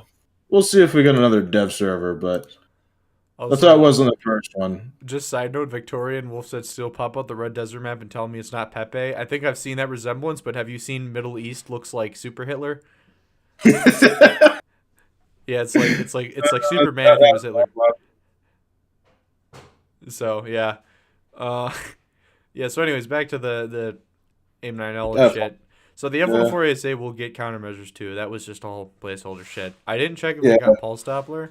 So It's supposed to have pulse Doppler. In the dev server, when you hovered over the radar, it didn't say it had pulse Doppler, but it definitely acted like pulse Doppler when you took it in the test drive. So it will definitely get that. As to how ridiculous it'll be, I don't know if it'll be to the same level as the F4, the Japanese F4 EJ Kai. I don't think it'll be that ridiculous, but it'll be somewhere in between the AN/APG 59 that's on the the F4Js. I think is probably where it'll be. what are you talking about? The RWR? Were you saying, or the radar? Oh no, the radar. Oh, The radar on the Japanese Kai is like basically an F-16 radar. So it's like the AN/APG 66, I think. Someone can correct that. I keep forgetting that RWR is ALQ. Yeah, ALQ is RWR. Does France AN get something? slash just What did France get it? Well, they got the ELC AMX, but they got the ELC. Yeah. ELC But BIS since we're and kind of on possibly topic, I guess now, yeah, there was we said it earlier in stream too. Danny, if you just got here, the French, the Super 530 was in the files and some textures for the Mirage F1. So France at some point, I don't know if it'll be this patch, of course, but they will get something. Also, I'm just gonna ask stream real quick. Have I been a little bit quieter? I literally turned it down by half a decibel, and it stopped peaking. But I don't know if it like made me much quieter. I don't really know. So it's in the green now. It's not like going up into the yellow. So I figured it's probably good audio.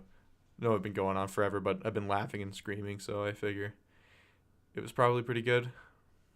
Yep. But yeah, the AIM-9Ls, F-104, all aspect missiles. That's going to be a thing. They could have definitely, well, and the Python 3 or the PL8 on the J8 is also a thing. Which Audio's is good, sweet, thanks. It's basically a AIM-9M, I think, which is pretty fucking ridiculous, Honestly, but all right. You know what would have been a better map to add in the game? I know people would think it's in poor taste, but I had been asking for it, like before they added Severisk, was just putting the Chernobyl power plant on the tank map. I swear to God, I shit you not. I'm serious. Like the area around the Chernobyl power plant. And making it like a pretty decent sized map and having the water area and shit for amphib tanks, it literally would have been a better tank map than the past 3 ones that they've added. Okay. It was about to get canceled. Fuck you. I want to. I was trying to get Stalker to work earlier. It's pissing me off. I gotta re-download it all again. It's pissing me off. I would love to have if it's not based 100% off Chernobyl. Obviously, it's just what Gaijin's doing, just kind of ish, Chernobyl-ish. So. But so I was gonna kind of segue the ASA into like I said, F-104 ASA and beyond, basically. Pretty much next is like what, the Tornado, which we probably won't get because of licensing issues.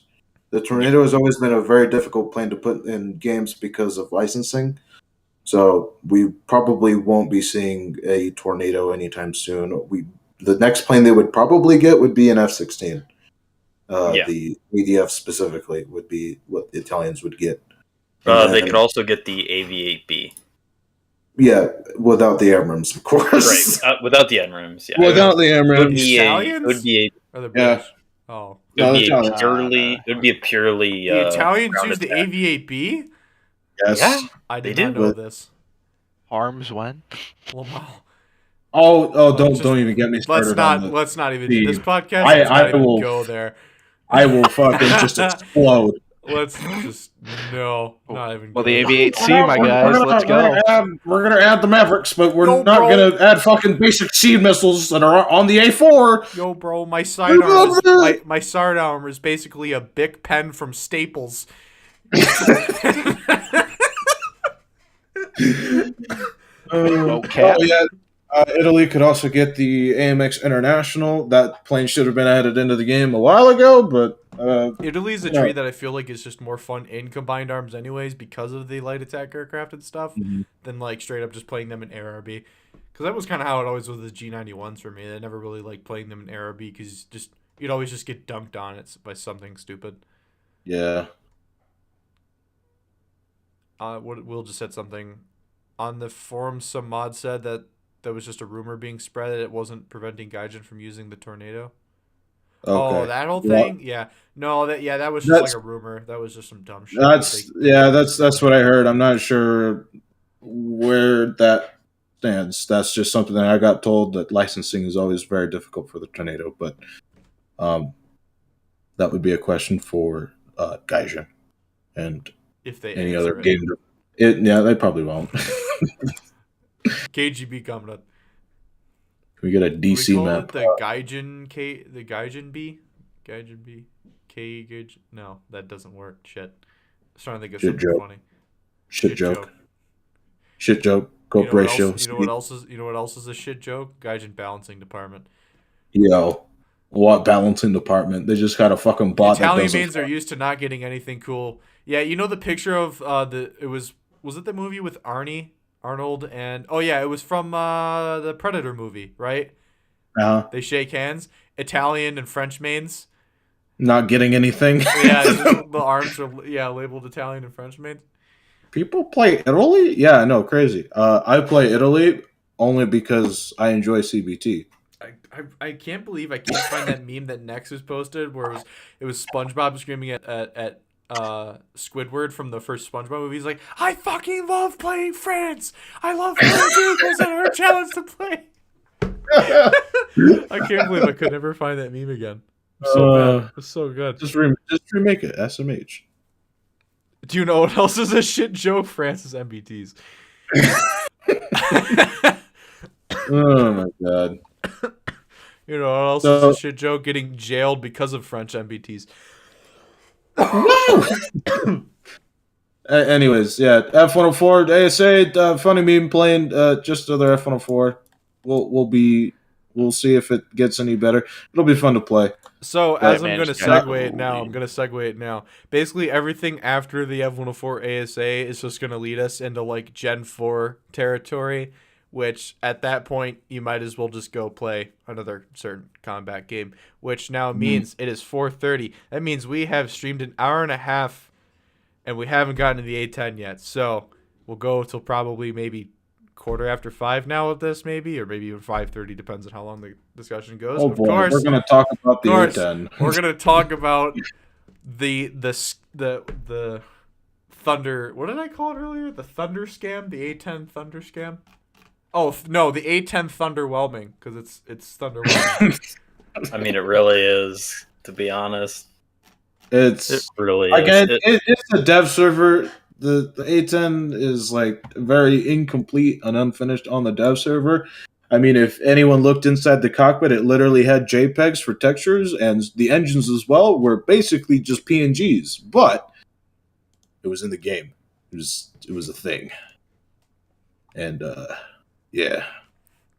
Moose, do you want to talk about the A10? $70 and I can click around my cockpit. For $60, you can get a PNG as your fucking No, here's the thing, right? Like, okay, if I'm gonna go down this route, right? So I'm gonna go get water. Boost. Take it away, Boost. I already set you up, Boost. Take it away. I'm going to go water. So the variant in game, right? Okay. So the variant in game is the A10A. That's what you get for the premium and the one in the tech tree. It has a horribly nerfed loadout compared to what you can actually get on it, right? To be fair, it is a dev server. It is the dev server, and that might change. But for the premium, it is artificially nerfed. I know that for a fact because they want to make the tech tree one a little bit better. You can spend $14, 7 on a sale. Go to another game. You will have a lot more functionality inside the cockpit. Almost everything is modeled with it. You can do all of your customizable stuff with the mission editor. You can go on to whatever servers you want. You can just screw around and have 10 times more fun than you will with this thing in Warthen. The gun sounds are practically 1-to-1 with the actual A10. But As Moose- close as you can get to it. I need a What? manual before I can fly. Oh yeah, you need a manual? Wow, you need a manual to press keybinds on a keyboard? Yeah, sure. Oh my god, I need a manual. Like the- SMH. If we're talking about the A10A, you literally do not need a manual. You can They're- go buy a $15 joystick. Yeah, and then that's the other thing. Oh, you need an expensive joystick. No, you don't. You really, you For just the- you. For the A10C, you need HOTAS setup, which is hands off throttle and stick. Because And most likely a lot of the A10A, you press. I think it's like 4 or 5 to go enter air to ground mode, and it turns on your Mavericks, and you're done. And to be honest, you don't even need a HOTAS. A lot of people actually play DCS on their keyboard, and they do just fine. Like, No, I will say it is definitely a lot harder to play. it is on definitely a lot harder, but it's doable. Like you can still do it. You don't need any of that stuff. You can just literally get the plane and have more fun than you will in War Thunder. And for the most part, if you're playing Sim, you're already probably going to have a joystick, unless you play Sim without a joystick, which I don't know why you would. But if you already have the joystick, you can just go to DCS, go get the A10A, and have 10 times more fun with that. Now, if you're going for the A10C, which is only $20 more than the one in War Thunder, and it is the same price on a sale, you get all of the functionality. You get all the data link stuff, you get the HMD, you get all of your stores page, everything modeled, all the MFDs, the waypoints, stuff like that, modeled on the inside of the cockpit. That you could you don't need a manual to get started, but there are some things that are a little bit more complicated that you would want to get into. But that is a 10 million times more immersive experience Hey, Creamy, I see you in than chat. the You want to know something, Creamy? War Thunder one will ever be. Creamy, I got a truth bomb for you. DCS and War Thunder are both free-to-play games that require you to pay to play at this point in time. Yep. And they both have and- combined arms and helicopters. One doesn't have ships, but who gives a shit? It's naval. So fuck And I'm you. sorry, but like whoever's just like, oh, you can't compare DCS and War Thunder. They're totally different games, and it's like War Thunder is adding a lot of the functionality, simplified, but it is some of the same functionality as DCS is. And for Sim especially, I mean, like, it's the only thing you have to compare it to. Like, you can't compare it to World of Tanks because that's just completely tanks, and World of Warplanes is mostly World War II stuff. Creamy literally mauling in chat. He's got to be drunk right now. Oh, I bet he is. He's already but- shit faced. Let's be Yeah. honest. Yeah. Oh, man. He's When fucked. isn't he shit faced? Well, he's in the Air Force, and like he just said in chat, he kills kids for a job. Okay, Creamy. Fuck. Creamy's Okay, out. there, bud. We just ignore him. I mean- he's like the retard in the cafeteria that's screaming. He's just kind of just like, okay, all right. I mean, with what we saw, I We think love the him, but A10 he's is annoying.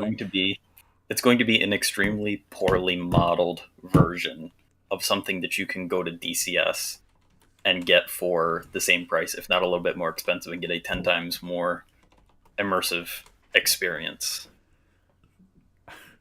So that was Until we get cluster my little bombs. rant. Until we get cluster bombs and targeting pods. I mean, it's not worth. if they add the CBU 87 to War Thunder, it's going to dominate like any sort of light targets, but tanks will be fine. well, you're gonna fucking detract them and shit. You're gonna bomb a cap and you're gonna disable half the team that is Yeah. trying to cap, especially like late game where everyone's like scrambling to get into the caps to try and win. So, and they're just a performance. They're a performance hazard waiting to happen though too. Cluster bombs would ruin this game's performance so bad, especially with like the terrain deformation and shit. Now it would cause so many issues. Like DCS runs like fairly well, even if you use cluster bombs. However, you remember that one time? I think it was on your stream or whatever, I dropped like the six. You dropped six cluster pods. 6 of them off this F-16. And every time we looked in that area, the FPSs just went down to like 10 or single digits. Literally. Well, that's also because like those missions have so many assets in them as well, which already is a dampener on performance. Like simple like missions, okay, or like missions that delete shit and then respawn stuff that save on like performance are good. But I mean, if we don't get cluster bombs for the A10, we could get cluster bombs for the P-47. True. I just the A10 is. I know it was a dev server. I'm gonna keep saying it. I know it was a dev server thing. It didn't have all the weapons and shit. I mean, I still don't see it changing very much to the live server. From just like a product standpoint, the one in DCS is definitely a better value. I was gonna say, well, I was filling up my water bottle, and Moose said the thing about like it's not, it's like nerfed artificially. They're saying it can only carry 2 AIM-9Ls, and they're not even mounting both of them on the same LAW pod. Yeah, they're like mounting them separately on each side of the wing. It's I mean, until they get that custom loadout thing functioning fully, that just looks so stupid, and that's such like a bad marketing thing. Oh, it only carries 2 AIM-9Ls. Why do you have it? Why do you have the pod that carries? Why do you have the pylon that carries 4 then? What? They really should have just, like, if they were going to add the A10, they should have waited until they were ready for the A10C instead of adding the A10A and then just artificially nerfing it for the premium and just giving the premium the access to all of the loadouts that it can actually carry. I feel like that was a really stupid decision for them to just add, like, an early variant and a late variant. Like, yeah, that was like literally bullshit. Because like then when people were freaking out over Reddit, remember the picture, or it was me, Mike, and Franch, whatever, and like said something about like the A10A and the A10C. Mike said yes, and then that ended up not being the case. That was the biggest we do a little trolling, a little tomfoolery ever. So War Thunder community, dear War Thunder community, get fucking rickrolled. I'm never gonna let you up. Whatever the fucking lyrics are to the Rickroll song now. Let you down, SMH. Never gonna let you down. All right. Oh no, never. Yeah, I'm never gonna give you up. And actually, I might give you guys up. I'm never gonna let you down. So yeah, get fucking Rickrolled. It was still funny though because I genuinely was calling the A10C and the A10A, and that's kind of why I was like, wow, this is like actually happening. Like this is hilarious. Because, like, we already have targeting pods in games, so the A10C being out of the question wasn't out of the question, I was surprised. They literally could have added it with a targeting pod the way it is now. The best part is, too, is, like, with the A4E early can't carry the weapons that they gave to it. Isn't that crazy? And then they still call it the A4E early. They still haven't added an A4E into the fucking tree. I just realized that. American players molding right now because the Israelis have it and the Americans don't. SME mold. Yeah. And then the Israelis also have the what would be the A4M in the tech tree. Good meme. And before A10's dying. It's funny you say that. I cannot believe it is at 9.7 and it will potentially be facing Sabres. Think about it. Sabres. Imagine playing. It's from the fucking 80s. I don't care if it's a ground attack and not a fighter. It's from the fucking 1980s. Imagine being in your Sabre. 1952. Imagine if you're in a Sabre and the A10 fires an AIM-9L. What are you gonna do? What are you gonna do? Turn? What are you gonna do? Turn? Yeah, it's just like, okay, well, we need to have like ground attackers at their bleed all your time period specific. It was the same battle thing. rate. Sorry, I'm dying. Jesus Christ, hiccuping. It was the same thing with the SAB 105. When that was adding, people were like, oh my god, they're adding AIM-9Js to something, and obviously the SK60 was at 7.3, so everyone already knew that was like kind of slapping 262s. And I was like, people were like, please remove the AIM-9J. I'm like, no, keep it on the fucking plane, and then put it at 9.7. And Or then like they did whatever. I'm like, it is a ground attack plane first. It is a fighter third. Like, holy shit. What's it's- in second then? Well, that's kind of the joke, Oh, okay. because it's also a trainer plane, but we Oh, don't train them. okay. So it's Okay. like, it's a ground attacker first. It's a fighter third, because it's like there's way more. There's a role that it is intended to fulfill before it goes out hunting fighters. Each. I mean, it wasn't even really meant to go hunt out fighters. Like, it's a cost-effective version of a ground attack platform, right? So, like, as far as like a real life standpoint, right? I mean, it's typically meant if you're going into like an area where there's no like air threats.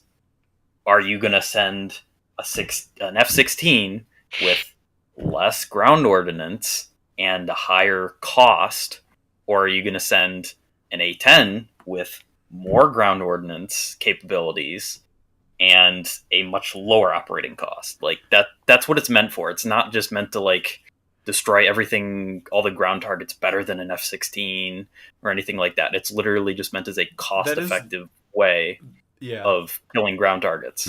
And most people just like don't understand that. That is literally why the whole the F-35 is going to replace the A-10 Like, thing was stupid, no, because it's not. it was like the F-35 might be able to get on station quicker and drop a couple of guided bombs, but the A-10, the entire reason why the A-10 has not been kicked out of service is literally because of its on station time. It can be on station twice, 3 times, if not 4 times as long as some of the other aircraft that provide air support. It's also completely different during the War on Terror, where the enemy didn't have an air force. Yeah. So there was like, no literally. need to operate things like the F-16 in a certain capacity. It was like if we were in a war with a country that had an air force, and we were kind of fighting the same kind of terrorist like war, and you wanted to avoid certain threats, you probably would be using F-16s because of the more or F-15Es, because you would want more standoff distance, more performance, and shit like that to potentially deal with the air threats. But you really only need a couple of F-15s or F-16s on standby as fighters in the event that a plane were to go around. But it's like in the past 20 years of warfare in America, we haven't had to worry about the A-10 really dealing with threats other than essentially autocannons, or you know what I mean, spags basically, and maybe the occasional man-pad. Igla. Yeah, Igla like men. Igla and stuff, which the A-10 serves better because it has Moz. So Right. And then, like, people are just like, the A-10 is so legendary IRL, and then, like, it's going to be so crap in War Thunder. Well, it probably is, because it's not meant to go into anti-air infested areas and just get shot down the in A-10 is 2 also seconds. meant to be able to see farther than a kilometer. Thank you very much, because real life isn't like a video game. Yeah. You don't need to render trees at fucking 144p, okay? That is like the thing. That was the funny thing. I was like, when I thought that the A-10C was going to be the entry, I was kind of freaking out, because I was like, well, if they add the A-10C and they add Moz, then it's going to know when it's getting shot at by Tunguskas. It's going to know when it's getting shot at by Ka-50s. It's going to know when it's getting shot at by, Iglas, which are on Ka-50s, obviously. But, I mean, I was meant like the Vickers when I said that. It's like the A-10C would actually be a pretty decent aircraft, because the Moz system, if Gaijin implemented it in its addition to the game, would have made the A-10C like the best ground attack platform in the game in terms of just awareness. Maybe not, applicability, but it just being able to know when missiles are being fired at you, you don't have that capacity on any aircraft in the game except for a helicopter. Oh, great. And hold on. Hijack's My mom house is said- on fire. No, that's mine. My mom set off Oh. the alarm. She's cooking something. What are you doing? Man, Still's house about to burn down on the Thanks street. here. Sheesh. All right. Okay. Hero. Still's house about to burn down on the street. Mamma Let's mia! go. Whip out the spaghetti. All right.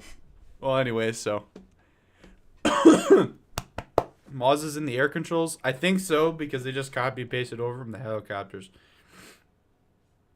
Yeah. So A10 in the game, the fucking shit. Just mean, play DCS. like, I don't Like, disagree yeah. with people that the A10A will be potentially shit, and obviously because it's a premium, of course people are gonna slap them out of the sky like food because it's a premium, because it's going to be spammed. So was the that's SU7. literally- so was literally every other Yeah, it's top literally tier with fucking every air premium. vehicle or ground vehicle, like the terms.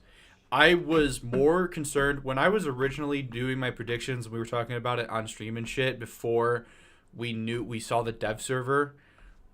I was talking as if the A10C was going to be in the game, right? And like even when I made that meme video that I think is up to like 80,000 views now, so a lot of people have seen it, and a lot of people didn't get the joke. A lot of people did. A lot of people didn't. It's like the A10A just is very underwhelming. So it's going to behave just the same way as like the A7 basically. It's it's really in the grand scheme of things, in terms of its performance in game, it's not going to be fucking insane unless people are spamming them left, right, and center, which depending on how much it goes for spawn cost wise, I don't really know if that's going to happen. So I just, in my opinion, I understand that the whole War Thunder versus TCS debate, it is so much more worth your time playing the F5C that I guarantee 99.9% of people that buy the A10 already own the F5C. It's already a more efficient premium plane to use. Or Yep. the Aviate-A as well, right? It's like, just grind the entry one. It's going to have the AGM65D, so it's going to be a little bit better. It's going to have just, just a little bit more bells and whistles, and just GE the talisman for it. You essentially have Gaijin for an A10 credits. premium. Yeah, Gaijin literally keeps fucking with credit earnings in War Thunder to the point where premiums really aren't that worth it, except for the repair cost. Which, by the way, can I let you know, the Vautour, I think it is it the Vautour, costs like, I think it's like 10,000 or 20,000 to repair, and it's a premium. The Jutor. It definitely in Sim Bruh. it's more expensive, but there are a couple of premiums in the game that have expensive repair costs. The only reason why you really are paying $60 or something is to not pay a lot when you lose it, which people are going to be losing the A10 a lot. But if you grind up to the A10 in the tree and you have a little bit more patience, and you're basically, I'm not trying to say this in a demeaning way, but if you're a more above average player playing the A10 specifically, playing ground attackers, and just getting the talisman for it, it's much cheaper and it's much more worth your time than getting the... I mean, if you want to pre-order the A10 for the title and shit too, like, I get that people do that just for the meme of it. But Funny. the people that freak out about the A10 that are, like, literally jizzing their fucking pants over this thing, it's like, for $7 every other month, basically, you can get the A10A in DCS.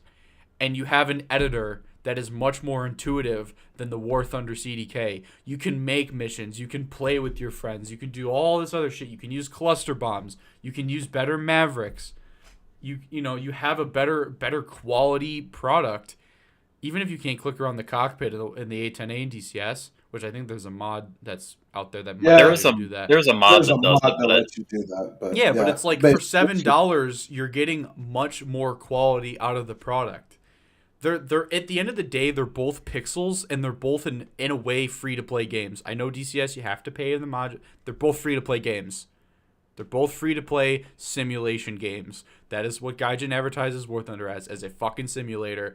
To this day, they still advertise the game like that. All right. So people that are trying to say that they're not the same game, they're not identical, but it's. I mean, there is no like apples to apples comparison here that you can just say, oh, War Thunder is an exact competitor to DCS, and this is why you should get one over the other. It's like, no. I mean, the DCS one is just going to be, in my opinion, a more enjoyable experience.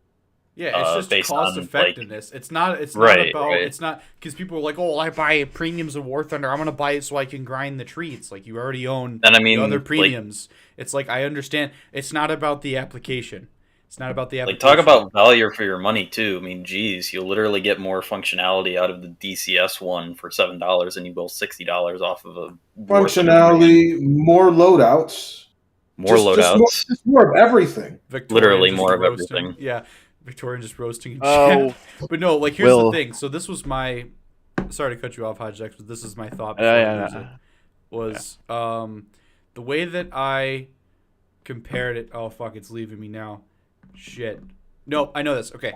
So this is the thing. In DCS, they monetize the game by you download it, it's free. You get to try a prop plane just to learn the controls. You get the SU-25, so you kind of learn how some basic weapon systems work and how kind of the FC-3 planes work, right? And then you have to pay. They monetize the game by you buying modules, and then through sponsorships with joystick companies or companies that just make flight sticks and they make throttles and stuff like that, right? They do advertising. That's how they monetize DCS. In War Thunder, so the gameplay loop, that's what it is in DCS. You buy things, you learn them, you fly them, and you have fun in doing different scenarios and stuff. In War Thunder, the free shit is a distraction for the premium shit, right? It's been like this for the entire existence of War Thunder, ever since they really started adding premiums like crazy. It has been the premium is they monetize the game by selling you something shiny that you buy for $50, $60, okay? And then you grind because that's the thought process. When people say, I buy the premium to grind, guess what? In simple monkey brain terms, that's the neuron activation. That's the filler. that you're buying the shiny for the filler until they can come up with something else that's shiny to sell you later on. That's the monetization loop of War Thunder. And versus DCS, where you're buying products and you're learning them until they can develop another product for you to play. In the end, their product schemes are very similar, except that in DCS, obviously, because everything is of a higher quality, you can't just go grind out 1,500 vehicles. But in the grand scheme of things, how many vehicles in War Thunder do you really play? It's just fucking filler. It's the distraction. That is what entry stuff is, distraction for shiny premium. That to me, like, I understand people might disagree, but to me, that completely just blows that bullshit argument of I buy premium to grind out of the water. Because at the very building blocks of your monkey fucking brain, that is how that works. There's not some greater purpose to it. Oh, well, I want to grind every vehicle so I can spade them all. Like, okay, congratulations, you're like Napalm Rat. You're like the 1% of the 1% of the 1%.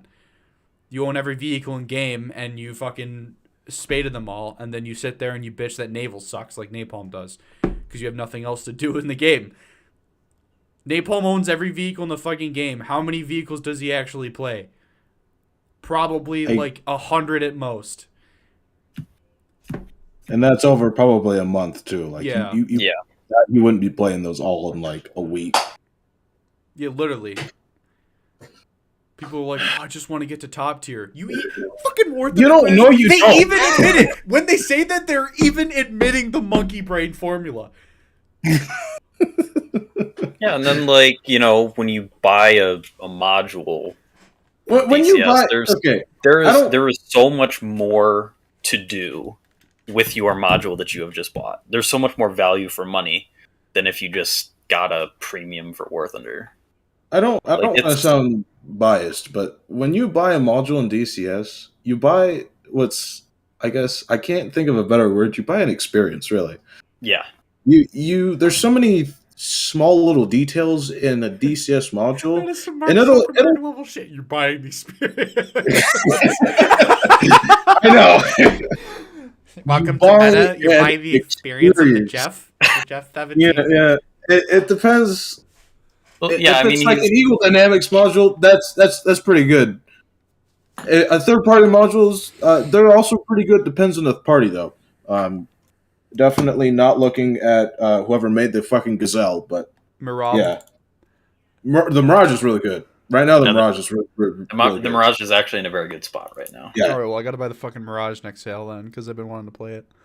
it's in a very good spot. I haven't learned how to use all the systems because, frankly, why the fuck would I fly the Mirage? The only thing that War Thunder is ever going to master over DCS is adding the Mirage 2000 and not having the annoying RWR.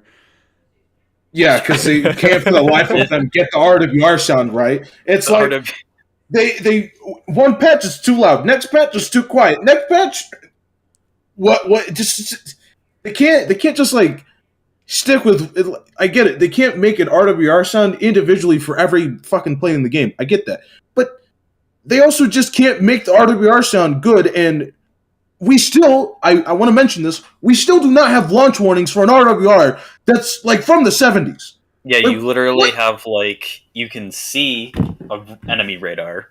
You can tell that something's locked onto you, but you can't tell that something is launched. You which can't, is they can't important. tell you that you've been launched on. It doesn't tell you that. Which I find that's just dumb. Like, what the fuck?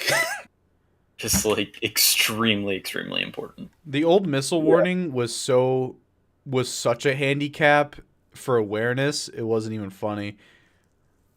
I know I was talking about awareness earlier for like tanks, but like we were firing AIM-9Bs at each other. Like at that point in time, that was so unnecessary. The missile warning, it was like having Maws on a fucking saber.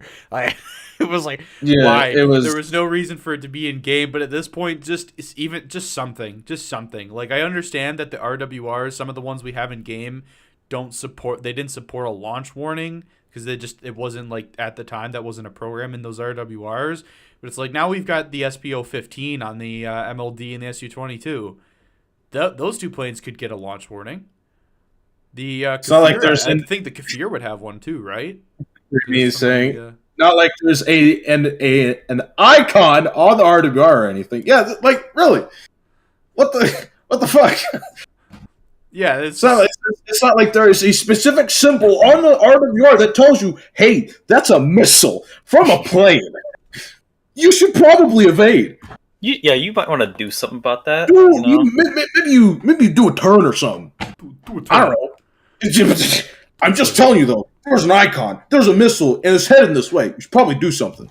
It's retarded. It really sucks to me that, like, I want to play War Thunder and I want to buy the premiums. Like, I want the ZTZ 96 prototype to grind the Chinese tree, but I would get bored after a week. Monkey. You're a monkey. SMH. Monkey brain. No, it's like for me, like at this point in War Thunder, I only want to really play ground. ARB is just like, just go play ARB DCS. isn't a horrible. The second that Gunner Heat PC becomes a game that people can play regularly that has a decent chunk of content, I'm probably done with War Thunder altogether. And I would obviously also be having less time afforded to games anyways. Like it just at that point in time, like literally Gunner Heat PC, just if they do what like IL2 does, because I remember asking, I got to talk to the lead dev actually. I haven't talked to him in a while, but I remember asking him like if they thought maybe they could get away with doing what IL2 does, where they basically sell a theater of war at a pack of like $60-$70, and then you play around with the theater of war, you know, stuff like that, or if they would do what DCS does. Even if it's not sure. DCS level like clickability and shit, just at some point just having enough content to have an interesting game. Didn't they say they weren't going to like monetize individual vehicles? I don't know. I don't know. The thing was when I asked him, he said they really couldn't confirm because they really haven't made up their own mind either. They needed to develop the content before they can even think about monetizing it. I'm pretty sure they were going from like the era, like they would start Cold War. Oh yeah. Move on to modern stuff. Creamy, thank you for setting this up for me, actually, for saying that you're going to buy it just to spite me. I'm not saying don't buy it. I never once will say don't buy it. The only time I've actually ever said that was in the Cash Cow video. I was saying don't support Gaijin's current formula until they improve in some way, shape, or form. And the quality of stuff is better. Which right? Currently they have not. Yeah. So that, it's like, I mean, they have a little bit. Ever since I published that video, they did kind of improve. They finally started posting bug fix change logs, because like they used to post them on like Reddit and shit. It's like people want to see that. If you're doing it for dev blogs, why don't you do it for your bug fixes? Yeah, now they're doing it at least. Now I know what might be fixed in the game. Yeah, so Keyword, it's like keyword might. Sometimes they put stuff in there and it's like, I go to the game and it's not fixed. So yeah, that's the only time I've ever said that, because I don't believe Gaijin ever was really practicing in good faith at all for the customers during that stretch of time when I was writing and making that video. For like the past year leading up to that video, Gaijin really didn't really seem to give any kind of a fuck. They still probably don't in some ways. It's like companies, they can always run facades, and in a way I do kind of think they're running a facade. But it's like the mere fact that, like, just in terms of like public relations and in some ways legally speaking, it didn't seem like they really even considered the customer at all, which is some generalizing business speak I'm going with here. But that's what it was, and that's why I was saying don't support the product. And I think in a way, I will say the same thing. I don't think people, it's their choice, of course, should support a product. Even if they like War Thunder, even if people like playing War Thunder a lot and they like spending money on premiums. I'm just saying that, like, it's just, think about your money's worth. At the end of the day, buying anything online, whether it's a $60 premium in War Thunder or a $60 premium in World of Warships or a $60 game on Steam, in the end of the day, it's all $60 for something digital, right? When it comes to stuff in real life in your hand, like $60 of food versus $60 of, I don't know, like Legos, they have a different utility, because one just is more worth it to you, like in the real space. But in the digital space, it's almost like I feel like I'm describing NFTs. Like, I don't understand NFTs, but I feel like this is what NFTs are. It's just people are attributing a value to something stupid that, at the end of the day, if a solar flare happened tomorrow, praying to God it doesn't because of the whole Doom meme about March 15th. Let's just go. If a solar flare happened, I am really bad at fucking jinxing myself at work with snow and shit. So God forbid, if a solar flare happened tomorrow, what the fuck would it matter, right? Like, what the fuck would anything that you ever bought digitally have mattered? If, let's just say, theoretically, if life went back to normal and technology, just like computers and the internet, never functioned again, but people went on living in civilization like they do currently, just without the technology to communicate with like phones and shit, in life, and money still had a certain value, just like, what would have all of that mattered? It just goes away. You can never get it back. Right. It's a weird, some like philosophical shit, but that's my point is. So whack. Yeah, I'm just saying, like, I'm not saying don't buy the A10A in War Thunder. I'm saying you can get the same, not the same. For $20 more if you want to, you can get better value for $43 less, $53 less on a sale. You can get the same value, if not more, in a certain way, from the A10A and DCS versus War Thunder. Because, like I said, most people that are going to buy the A10A, the A10A does have Mavericks, the F5C does not. But in terms of ground attack, if you wanted to use it for ground attack, the F5C, you can get away with it. But the F5C as a fighter can also get away with more shit than the A10 can. And I don't see the A10 being 9.7 forever. I don't think the A10A is going to be another Harrier situation. I could be wrong. I have been wrong in the past. Sometimes I've called shit pretty well, but I have been wrong in the past. I don't think that the A10A is going to be that Harrier situation all over again, even if it is 9.7 right now, because I see it going up. So, yeah. Also, Gabe just said it. Spending $60 on a game you're going to whine about for the next 4 years. That's pretty much like War Thunder premiums in a nutshell. Yep. So, that was my spiel with the A10 with that. And I know Moose was pretty passionate about it, but I'm assuming you got that out earlier too, Moose. Yeah, I got everything out. Moose the A10 main. And by the way, just one last thing I think about it. It took me a week of like maybe 4 hours a day in the A10C to like remember like motor function, the hat switches on my joystick. People with keyboards is like, you know, H is H, J is J, shit like that, right? Mm-hmm. It's just like, in reality, within 2 days of playing the A10C, once I started to kind of remember the controls, I was flying the A10C totally fine. Did I just say A? I may have said A originally, but A10C I'm talking about. So it was just like, it's pretty quick learn. I don't know. That's the other thing too. Is funny is that because the F5C and the AV8A already exist in that tree, I feel like that makes the A10A even less valuable in terms of its use. Like, that whole argument doesn't really hold any water about I'm buying it to grind.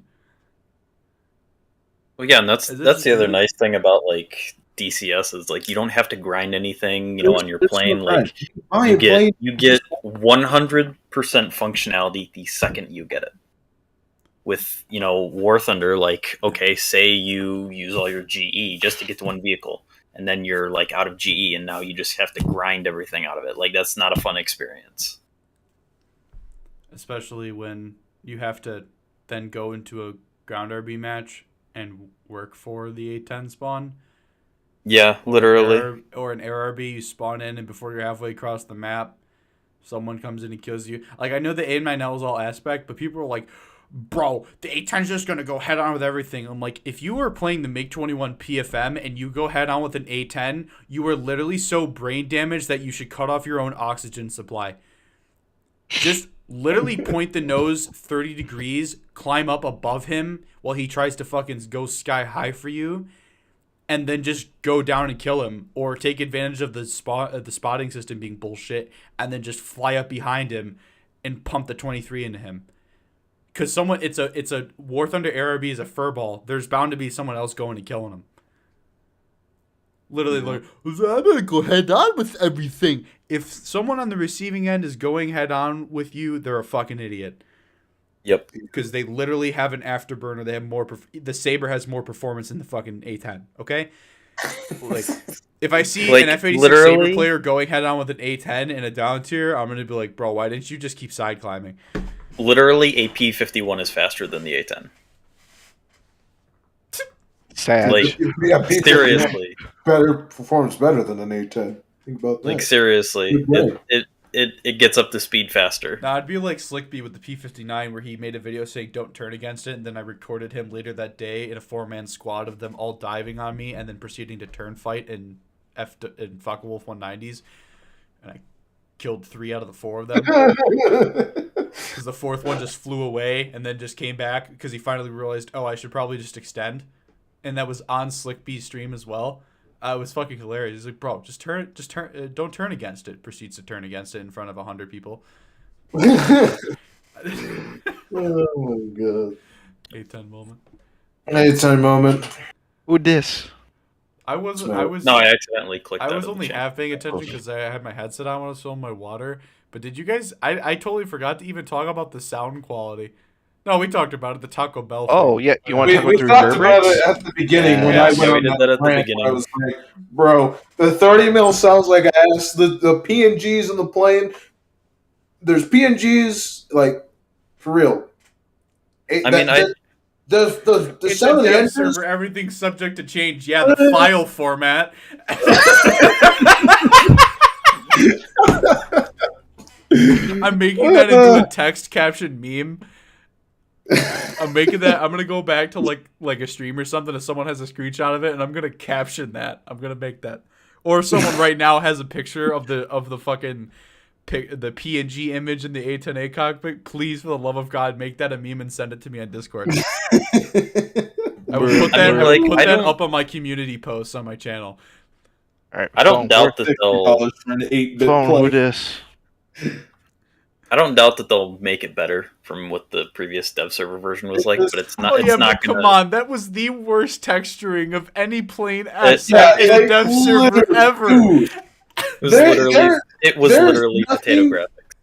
you sat in that cockpit, like you just viewed it, you looked around, there was nothing that was even remotely that was like 3D modeled. It was literally just Everything. a Well, the fucking steam PNG gauges, the gauges for the engines were the only thing that were animated. I'm pretty sure, other than the HUD.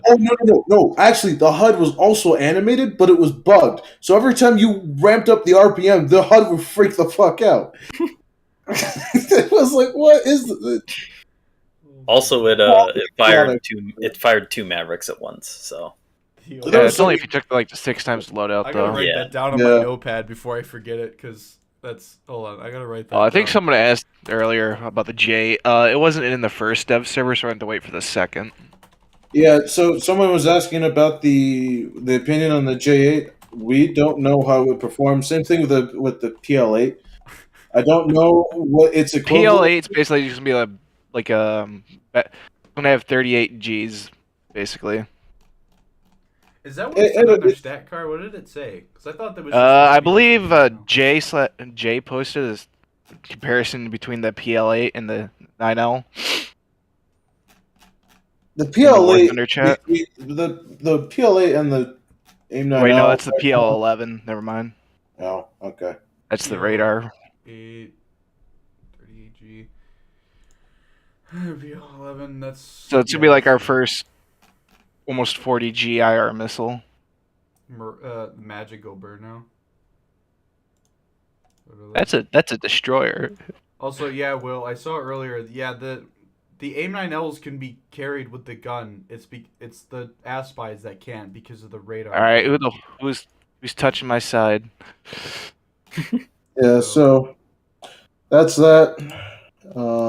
Is there anything else we were gonna talk about? All I know is that Cheems posted a picture of someone's his name in War Thunder, and it's ASA Enjoyer, and then the Chad GIF. Oh, he likes that. He enjoys that. Very nice. F-15 moment. Well, I guess we've done enough here. We kind of finished up. I could bring in a couple of the guys in general, but Creamy has been very provocative tonight. he's been very vocal. So Very vocal, yes, not provocative, so I'm worried. I don't Man has think we'll get words. anyone else on. Yeah, honestly, I don't really think I can do these podcasts with more than, like, I guess not including me, 4 people, because there's 4 of us right now. So otherwise it just gets too hectic. Discord also really likes to cut off, like, hijacks his mic, I noticed. Or, like, we're just talking, and then Gabna, you spoke, and then it went, like... yeah, I gotta fuck with my shit. Yeah, would cut out and shit. I wish we had Arrow here because the ASA thing would have been funnier. He would have just bobbity boobity, and I'm the Italian here. Boppity boopity. The ASA gonna go purr and get Bibbity snacks. bobbity boobity. My plane is poopy. It would have been nice to have him on because out of the 3 of us, he's the one that plays Italy like the most. I would say. yeah. Or just like those kind of minor wacky tech trees. I remember for a while I was really playing the Arietti and F-104S combo, and then I just got bored of getting Tunguska out of the sky because I was constantly on Sinai, and the only choice you have to not die is to dive bomb or fly really low, but then you either blow yourself up because the bomb goes as fast as you. And the blast radius of the American bombs has more upwards blast than it does the ground, so yeah. I got so bored. And then also, I forgot the G9 and then so ridiculously expensive too. And then, being up front in Arietti in comparison to all the Leopard 2A6 players sitting in the back thinking, oh no, I have no armor. That still happens, by the way. That 100% still happens. What? I played a game yesterday. Now the flipping 2A6 player sitting in the back, not doing jack shit. Oh, yeah. That still happens. I played a game yesterday, and that exact same thing happened. Leopard 2A6 out of the map. Leopard 2A6 set at the back of the map. Me and an Arietti fighting fucking T80 BVMs with the upgrade package. Being like, hey, yo, what the fuck? Gibmeister just said another pretty funny hot take. China gets Python 3s and Israel doesn't. I guess the Chinese jets will be turning Israel jets into stars in the sky. You're on a fucking roll tonight, buddy. That is too good. It's too witty. Holy shit. I was going to mention that, yeah, like that the Chinese planes are getting fucking what's like basically Python 3, but the Israeli jets aren't for whatever fucking reason. The dev server is subject to change. The dev server is subject to change. Yeah, subject to change to these nuts. Goddamn, what the fuck? You know what else is subject to change? My relationship status. Dumb. Yo. Is it though? Fuck you. I was hoping I was leaving the... You know what's funny? I leave the opening in there, even though I say F you afterwards. That's how it is. Yeah. That's what we do at work. I make a joke, and then I leave an opening. So, Yeah. it's because it's funny. It is banter. Man, we cringe. Well, I guess to wrap it up, Bring I it. have... Yeah, I have a couple of questions. Okay. What? I had a couple. Well, I had a couple. I think that my brain's gonna lose them too. I'm getting kind of. By the way, can I just mention I fell asleep by like 1 o'clock last night, and I woke up at 7, and then I never went back to bed. Never took a nap. Oh, same. So, because I literally spent the entire first half of this day trying to get Stalker to work properly. Unfortunate. Yeah. So, let's see. What was I gonna ask? So, okay. All right, I gotta slam the desk for the suspense. When do you think the F-15C or F-15A and F-16A and aircraft of their quality, let's say, forgetting that the MLD already basically matches that, in its own right. When do you think that they and the Tornado and the Tomcat, because obviously I got to do that. He said Tomcat. Yo, bro, you see that Oh my little God, red he dot in the says corner? the Tomcat. You see the red dot in the corner of the screen? That's an F-14 Tomcat, bro. Yo, what? You see the spawn on Sun City on the left? That's a Tomcat right there. Bro, this is an F-22, bro. Oh, that man looking at me. So Man, what's the question? That was my question. When do you think that those planes will show up? Well, soon, TM. I mean, they said, what was it, 4th gen is going to get added this year? It's not an answer. We need a time, date, and a fucking... We need specifics, goddammit. Bruh. Update is update. I mean, I don't know. Maybe like one of the 3 updates past September that they normally have. I was going to say, I guess to make it easier, time frame wise, before summer or after summer? No, after summer or during. I think after summer, yeah. Because when's the update they do after this? They do one in June. Probably And then- almost I thought there close was to one before August. June, because they kind of do like that mini one. Like when they added Severus, that was like East West Strike or whatever it was like a mini patch, sort of. Well, from what I remember, they normally do 2 patches in the first half of the year, and then like after August, they do 3. Gamescom still isn't running because of COVID, right? They didn't run don't Gamescom last year. Because usually that Gamescom used to be when they would make the big Right. Gamescom, So if I had to guess, Con. they would like start adding it like the first update after August, because that's when they did like helicopters. If they make a big update, I would have to say, yeah, probably either August or after June, or even maybe just the June patch. That's what that would be. Is Well, yeah, it would be either the next one or the one after it. Gen 4 aircraft that are severely hampered in their capabilities because anything else would be fucking broken, and they'll be sitting at 11.0. Yeah, I was gonna say like the MLD is like a Gen 4 aircraft. To be honest. Like in War Thunder, it's just like it's not really a Gen 4 because it doesn't have the classifications of a Gen 4, but that thing's performance is just fucking whack. I know it doesn't get Fox 3s, but like R-24Ts are like a pretty advanced weapon system to be in War Thunder. I'm not saying it is a Gen 4. I'm just saying it's like it's like a pseudo Gen 4 in terms of its performance. So Okay, so I guess they are doing game coms this year. 2022 Gamescom will begin on Wednesday, August 24, and ends on Sunday, August 28th. No in-person attendance. Okay, so it's entirely online. Okay. Well, at least they're doing it, so I guess that would make sense then. That they may possibly drop the Tomcat. Also, when the fuck is the Top Gun movie dropping? It's not out yet, right? No, It's gonna be it's May of this year. May, hopefully. So it is entirely possible that they could drop the Tomcat on the June patch just because of Top Gun. All right. Second follow-up question that I just thought of for that. Will we get a premium F-14A early? Please, no. Why are you saying that? We'll get the a F-14A. Gaijin, right now, write that down. Just because we put parentheses early next to it means it's definitely a separate aircraft. we'll get a premium Iranian F-14A with 54s and without RWR. No, it won't get the 54s. It'll get like the what was it? They like fucked with the AIM-4 Falcon to try and make it like a Fox 3. True. Yeah. Yeah, oh my god. And without an RWR. You're just firing Mavericks at people. Navigation, nothing. Yeah. It's like firing a Maverick at somebody basically. Yeah. Let's see, what was the other question I had? Well, I'm kind of forgetting it now. There was stuff I was going to talk about. It was like, or not that I was, but like stuff that I know people want me to talk about, but doesn't really matter. Like Swedish helicopters. They're going to get an Mi-28. It's already in the files with the Swedish camo. So, I mean, Yeah. it's just like, it's not like a big deal. It's like, I feel like it's like, I feel like I have to make it a big deal, but then you don't. It's more like that's like something you leave for like tech to do, basically. I mean, like, they're getting helicopters they never used. Poggers. Swedish helicopters. Okay, cool. Get ready for yet another copy pasta tree. Hey, That's all it is. at least you have an Mi-28 with a Leopard 2.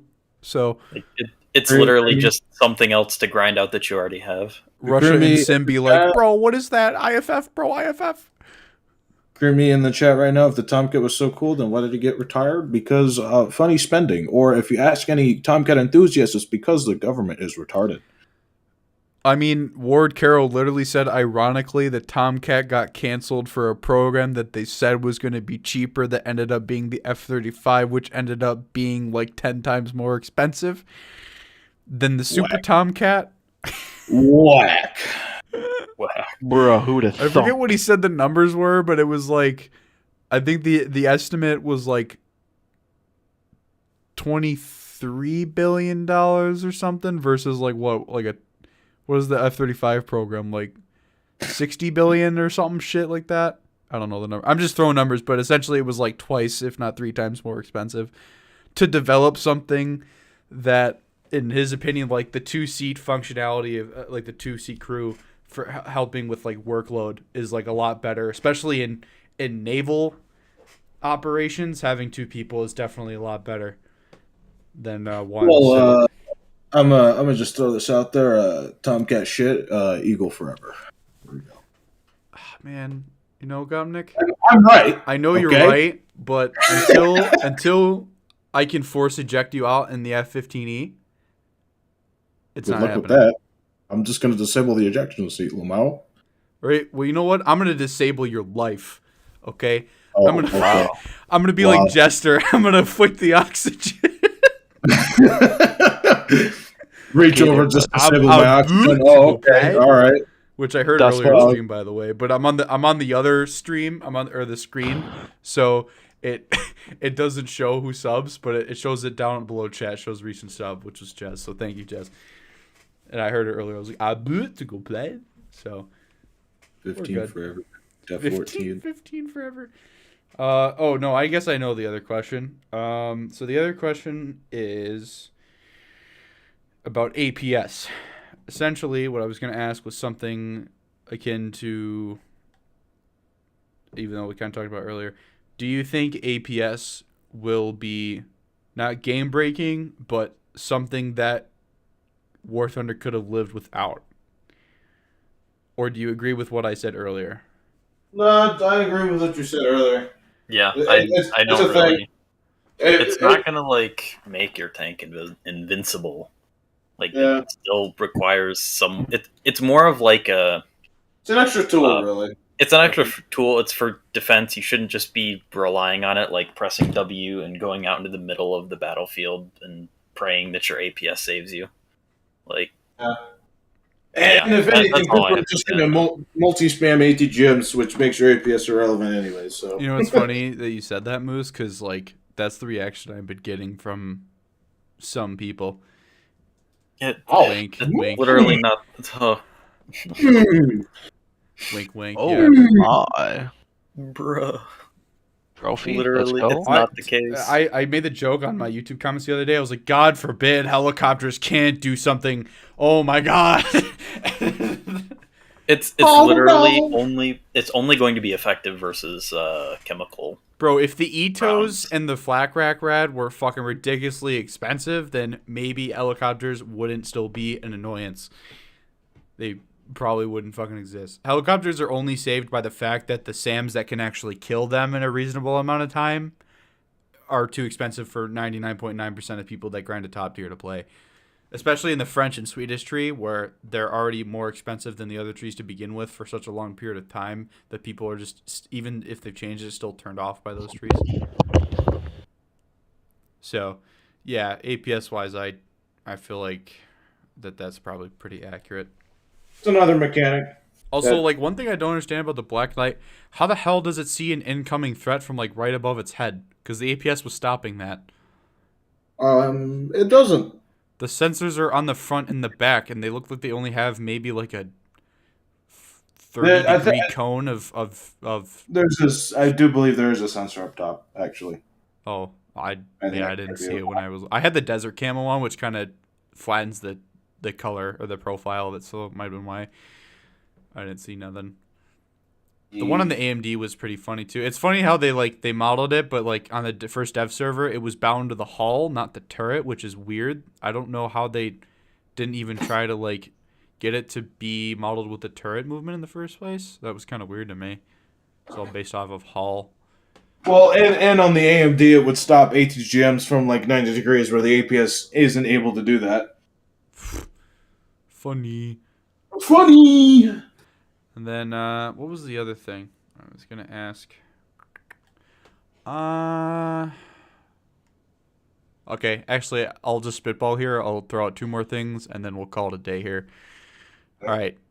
Do you think Gaijin will ever make a good map again? And then the follow-up to that is, do you think that they will ever add more map bans? Will they ever make a good map? Fuck no. Will they ever add more maps to ban? No, I don't think so either. Unless they add like a.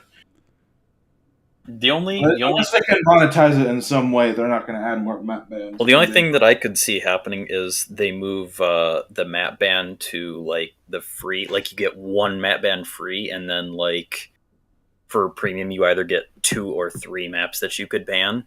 That's the only way I could ever see that happening. Otherwise, it's probably not a thing. Yeah. I really wish that they would add 5 map bans, or they would group together the maps that are like surrounding of and then the normal map into one ban. Yeah, true. Or just make a good map in the first place, so we wouldn't have to ban maps. I really wish that they would just go to fucking tier or rank, whatever the fuck, based map rank-based rotation. maps, yeah. That was one thing I forgot earlier when I was going into that rant about like on Red Desert driving. I wanted to crack the Orange Doom joke about how when he was ranting about how Fulda was a shit map because it took him forever to drive. I'm like, you literally spawned in a mouse and you had a Leopard 1 in your lineup. And in the beginning of the video, you said, I know I have a Leopard 1 in my lineup, but I'm using the mouse as an example. I'm like, okay, so you might as well go spawn in the Doom Turtle and complain that you can't cross the air map on Sicily in a custom battle in a reasonable time. Like, what? Like, why? I wanted to make that joke earlier because it's still funny to me to this day. Oh, I'm full as a big map. I spawned in a mouse and I have a Leopard 1 in my lineup. Like what? You know, I'm glad he worked on his life and improved his life and is not making stupid shit fucking takes in this game anymore. Yo, but just to prove my point, I won't spawn in the leopard though. Like, Let me give a little disclaimer, bro. let me give my disclaimer so my point is proven, even though it's a shit take. Wow, incredible. It was kind of like I can't say the V word. It's kind Oh of, no, who said it? It's kind of was like he was kind of like Mr. V word. A little bit. Mr. Ack Flally over there. I know people disagree with me all the time and probably hate my nuts and talk shit about me behind my back, but Oh yeah, I did that all the time. To be honest with you, I don't think I was as bad as Mr. 5-second reload Ballinger over here. Capital big red Sukabliat level B. Okay. And then the last question was, do you think we'll get another dev server? I guess maybe next weekend, this coming weekend. And then the follow up is, do you think that they'll add a decent bit more shit that we may have seen with like leaks and shit, but don't expect to like you'd be like, oh, you see the Super 530, you know, and then it's like and then we end up seeing it anyways, like maybe the Mirage F1 or like the Super 530 or something like that. I do. We're going to have another dev server just because there's just so much stuff missing from the Russian build that they gave us compared to the one that they showed on stream. I do believe there will be a second dev server that has more of the stuff that should have been there. This dev server was just kind of like an early build that they just pushed out so that we could just see stuff. Yeah. So it's there's like going to be like a ton more like mechanics and stuff into it. It's just going to be a couple more vehicles, really, and like obviously stuff like the A10 perfected a little bit more. You mean I don't think it's gonna go changing past that. the file type of the Changing A10's the file type from JPEG subject to change, Steel. Subject to change. from Yeah, JPEG to GIF. That's what it's gonna go from. Yeah, JPEG literally. to GIF. It won't be an MP4. Oh, YIF? YIF? Furry when? YIF? That's gonna get clipped. Oh fuck. All right, so confirmed. Hey, no, I remember I told you guys I was joking to Smarfer. I was like, hey, if you do a shout out for me like you did Hero, I'll take the fat L that is everyone calling me a furry. I'll just say that I am one, so people shut the fuck up. Well, actually, no, that didn't work for Spookston. They basically say furry detected, opinion invalid. Oh, poor Spook. Oh no. Oh man. Okay, last Furry thing. detected. I guess I'll read a last chat from Cool Magnet. He said, "Wow, do content creators of the same game always hate each other, or is it a War Thunder thing?" Yes. Yeah. Answer definitely yes. I guess This is not just a War Thunder thing. It happens. Yeah, I think in War Thunder's case, like I've kind of said it before, in other podcasts and in other like streams and shit when I've in videos, that like, I think I said it last stream actually, or last podcast. Sorry, like, well, Gaijin is making a game. And they're making two separate games because they're trying to model things realistically or believably. That's the term. I'm gonna go with believable. Believable. And then there's the side of War Thunder, like I said, like I was talking earlier about Twitch. Like I'm not throwing shade. I'm just objectively speaking. Like that's how I see it. It's like they want. They want combat, they want action, they want people to stay involved, they want people to talk about the game and the gameplay, and they want to rant about shit to have community interaction to keep their channels going. Like, I understand. I get that from a personal invested interest perspective. Unfortunately, that ends up kind of, I think, ruining the game for other people. Like, I don't hate Twitch. I don't hate Twitch streamers. I think that this kind of actually ties into, what was the video I was watching the other day? Oh, an Actman video. If you guys have ever seen Actman's video about Halo Infinite and how like Dr. Disrespect and a bunch of other streamers were like, how awesome would it be if this game had a battle royale, right? Like constantly, like he was basically saying what I've been saying is just like, you know, they want it for to keep their channels going. It's like an investment thing. They don't really give a shit about the rest of the game's quality. I just think that like, I don't really honestly like think that Twitch's effect on War Thunder is that intense. But it's just like in some way, shape, or form, the attitude that I see from Twitch streamers, like I said, I don't hate any of them. I just like and again I understand the motivation, but I think it kind of contributes to they want a fast pace. I don't want to say Call of Duty because that's kind of I think a disservice, but they kind of want that more actiony kind of game. While other people. Not that Fortnite is an insult. All right, I'll go with Call of Duty. Fortnite is a fucking insult at that point. But yeah, they want that kind of game. And then I think there's other people that whether they don't have to be content creators, they don't have to be Twitch streamers to have that kind of interest. But like like I think people are looking for more of a believable experience rather than just running around in an M1 Abrams spawn to spawn to spawn. I used to kind of enjoy that, and then it got really boring really quickly. I don't know how many more times you can spawn in and run to the B cap and then to the spawn on advance to the Rhine before it gets stale. It's just like you got to take an introspective into yourself and kind of just realize that it's just like what you're doing is just the biggest time waster ever. It is just so insane. It's like I don't know how Minecraft YouTubers still fucking exist because it's like at some point Minecraft's just gonna get old as well, So it's like they have the future mods. is now, old man. The future is now, old man. So to get to the next part of my point there, because before I get like super off track. Because I'm starting to like lose focus. I feel it in my eyes. I'm getting tired. Fuck. What was I gonna say? So, like I said, like they're wanting one game. People on the other side are wanting another game. I will lump myself in those other people. It's like Gaijin can make two separate games at once. They have the ability to do that. They have the ability to make something like a server browser almost or not server browser, sorry, like Battlefield, but like a Battlefield like map filter. So I can play the maps that I want to play on. They can play the maps that they want to play on. And with the matchmaker, the matchmaker for War Thunder needs such a massive overhaul, and it would take Gaijin forever. So it is like on the bottom of their bucket list. So it's. That would need to happen, but I still think at least like ARB for during confrontation they could definitely get away with it. Shout out to Rydar2, by the way, for those of you that are in the know.